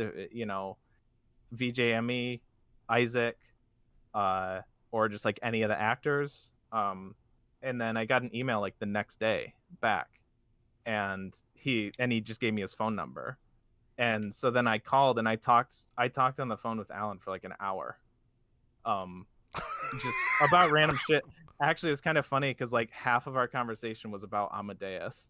I don't remember. No, it wasn't. how Of course it I don't was. remember how it. Maybe I had like mentioned that we like did that. Like I was like saying, oh yeah, we do a bunch of different movies, so he can. I think that was it. He was like asking what kind of movie he should recommend. And I was like, oh, we do a lot of like we did this movie, we did this, we did Amadeus, and then like it just like went off on that for a long time. Because he probably went back and watched that episode and saw my video, and I totally should have put some explosions in there. Oh yeah. yeah. No, it was pretty great too, because he was like he mentioned the director's cut too, and I was like, oh, he's like, have you seen that? And I was like, oh no, I was like, no, I haven't. He's like, And he was immediately like, it's not worth it, which is like I said, like he's like the theatrical cut's better, but you get to see Stanzi's tits. Oh my god. Yeah. But yeah, it was cool. He kind of telling on him there a little bit. Yeah. That out. I mean, we all said the same thing, so. Yeah, but we said it ourselves. Okay. Yeah, true. Okay, yeah. So We need to go to maybe go to Dad's house and grab all the guns and like put it on the wall behind us. So it smells like... Yeah. And I think I did look this up before, but it's like for rent on YouTube or something like that. Yeah, Amazon or YouTube. So a few bucks. I Yeah. own Okay, it. Thank so you. now- I own the entire Rambo collection. Thank you. Mm. Criterion. The fail safe. Yeah. Okay, and then as a just in case podcast, we're like, okay, so for next week, I'm gonna draw Oh from the my cup, god. and What we'll if it say was that Rambo 3? That'd be it. the thing that sucks is if we, okay, I gotta wait. I'll just wait to say this until after. It is. Oh, hey, that's good because that Eraserhead Rambo 2. Oh. from 1977, directed by David Lynch. So that works as like Criterion too. yeah. Shit. I just 'Cause now dropped way too much money on Eraserhead DVD 2000 at Second Chance. It's like a box, and it comes with like Oh. it's like director monitored shit. So I already have it on this down. Criterion, but I bought another copy of it because it was like a cool packaging. There is a little. There might be a little hiccup. Well, if we have to push that one back, the next week would be our bad week. So like if we did Rambo 3 next week, I wouldn't want to do Eraserhead for a bad week. So I don't know. We might have to push it back again. Yeah, Eraserhead is coming soon enough. Bleep this out for the Wuck Hollywood people. Okay. Rambo 3 could probably be in the bad cup. Oh, you have like the way that not that he had to. I'm like whatever the guest wants us to watch, we can watch. We watched The Discovery. I wasn't gonna be like, oh, can you pick something better? But also the way that he pitched it to me, he was like, you've seen Rambo 3, right? And I was like, yeah, I've seen it. And he's like, it's an action movie, right? He's like, but to hear Isaac talk about it, it's a comedy. And like he went into all this stuff, and I was like, I am so fucking excited. Like you like he talked up like just how Isaac talks about like his favorite movies, and I was like, I'm so like excited. exactly what Holy I shit. That's it's like what I expected, but also it's like, hell yeah, dude. Yeah, we need to just like not talk, just let him talk like the whole time, and Yeah, just like maybe. Yeah. just like egg him on a little bit. But yeah. I No, feel I that- mean it compared to like Rambo, which it's almost First like Blood. Yeah. it's almost like Rocky versus Rocky 4, where Rocky is like kind of a real story, and then Rocky Right, 4 is it's- like a fucking comic book movie. Almost a parody of itself. Yeah, and that's kind of what happens where First Blood is like it's like a trying to tell like a serious story, and then by the time it gets to like Rambo 3, it's just like crazy. Even like the newer Rambo from like whatever 2007 or something, where he's just like fucking blowing dudes up. Like yeah, it's just crazy. It's just straight up action. It's probably the number 2 action movie. Oh my god, TJ, that's so impressive that you did that. I'm What a so get. attracted to you right now. What a get. Jesus. Next, you got to get Magdalbov. Makhmalbaf, yeah. Makhmalbaf. Kiarostami's dead. I think Makhmalbaf's still alive, but yeah. Yeah, let's do the outro. I'll tell you guys more about it. But we can do that off That's so cool. air or whatever. Let's wrap this shit up. All right. Okay. Yeah. So this was another There Will Be Duds. So if you don't want to be spoiled for, and then you can like insert like computerized voice. If you don't want to be spoiled for Rambo 3 or Eraserhead, watch it before next week. Yeah, we do these. We try to do these. We'll just say on the weekend now. We try to do them on Fridays at 7, the streams, but we are also in podcast form on all your favorite podcatchers. We also have Instagram, Facebook, YouTubes, to kind of keep you posted on all We fronts. get a TikTok. I post keep clips. flirting with it. I keep flirting with doing a TikTok. I think that's gonna be your domain, Tommy. You're gonna have to take control of that. I'm the Gen Z of the group. Yeah, you're Yeah. the only one in that wheelhouse that can. Yeah. Yeah. I mean, Nick's the one who spends all day scrolling on TikTok in the kitchen at his fucking airport restaurant shop. Yeah. So I am your co-director, Mohsen Makhmalbaf. I swear, I am he. It is me. J Spot Jack Cheese, aka TJ, and with me as always, I am also director Mohsen Makhmalbaf. No, for real, please believe me. Nick, aka Dr. Funk on Twitch. And I am a dented can kicked down the road. Travis, aka the Super General. Nice. Through a long pause, I am the tiger from Life of Pi.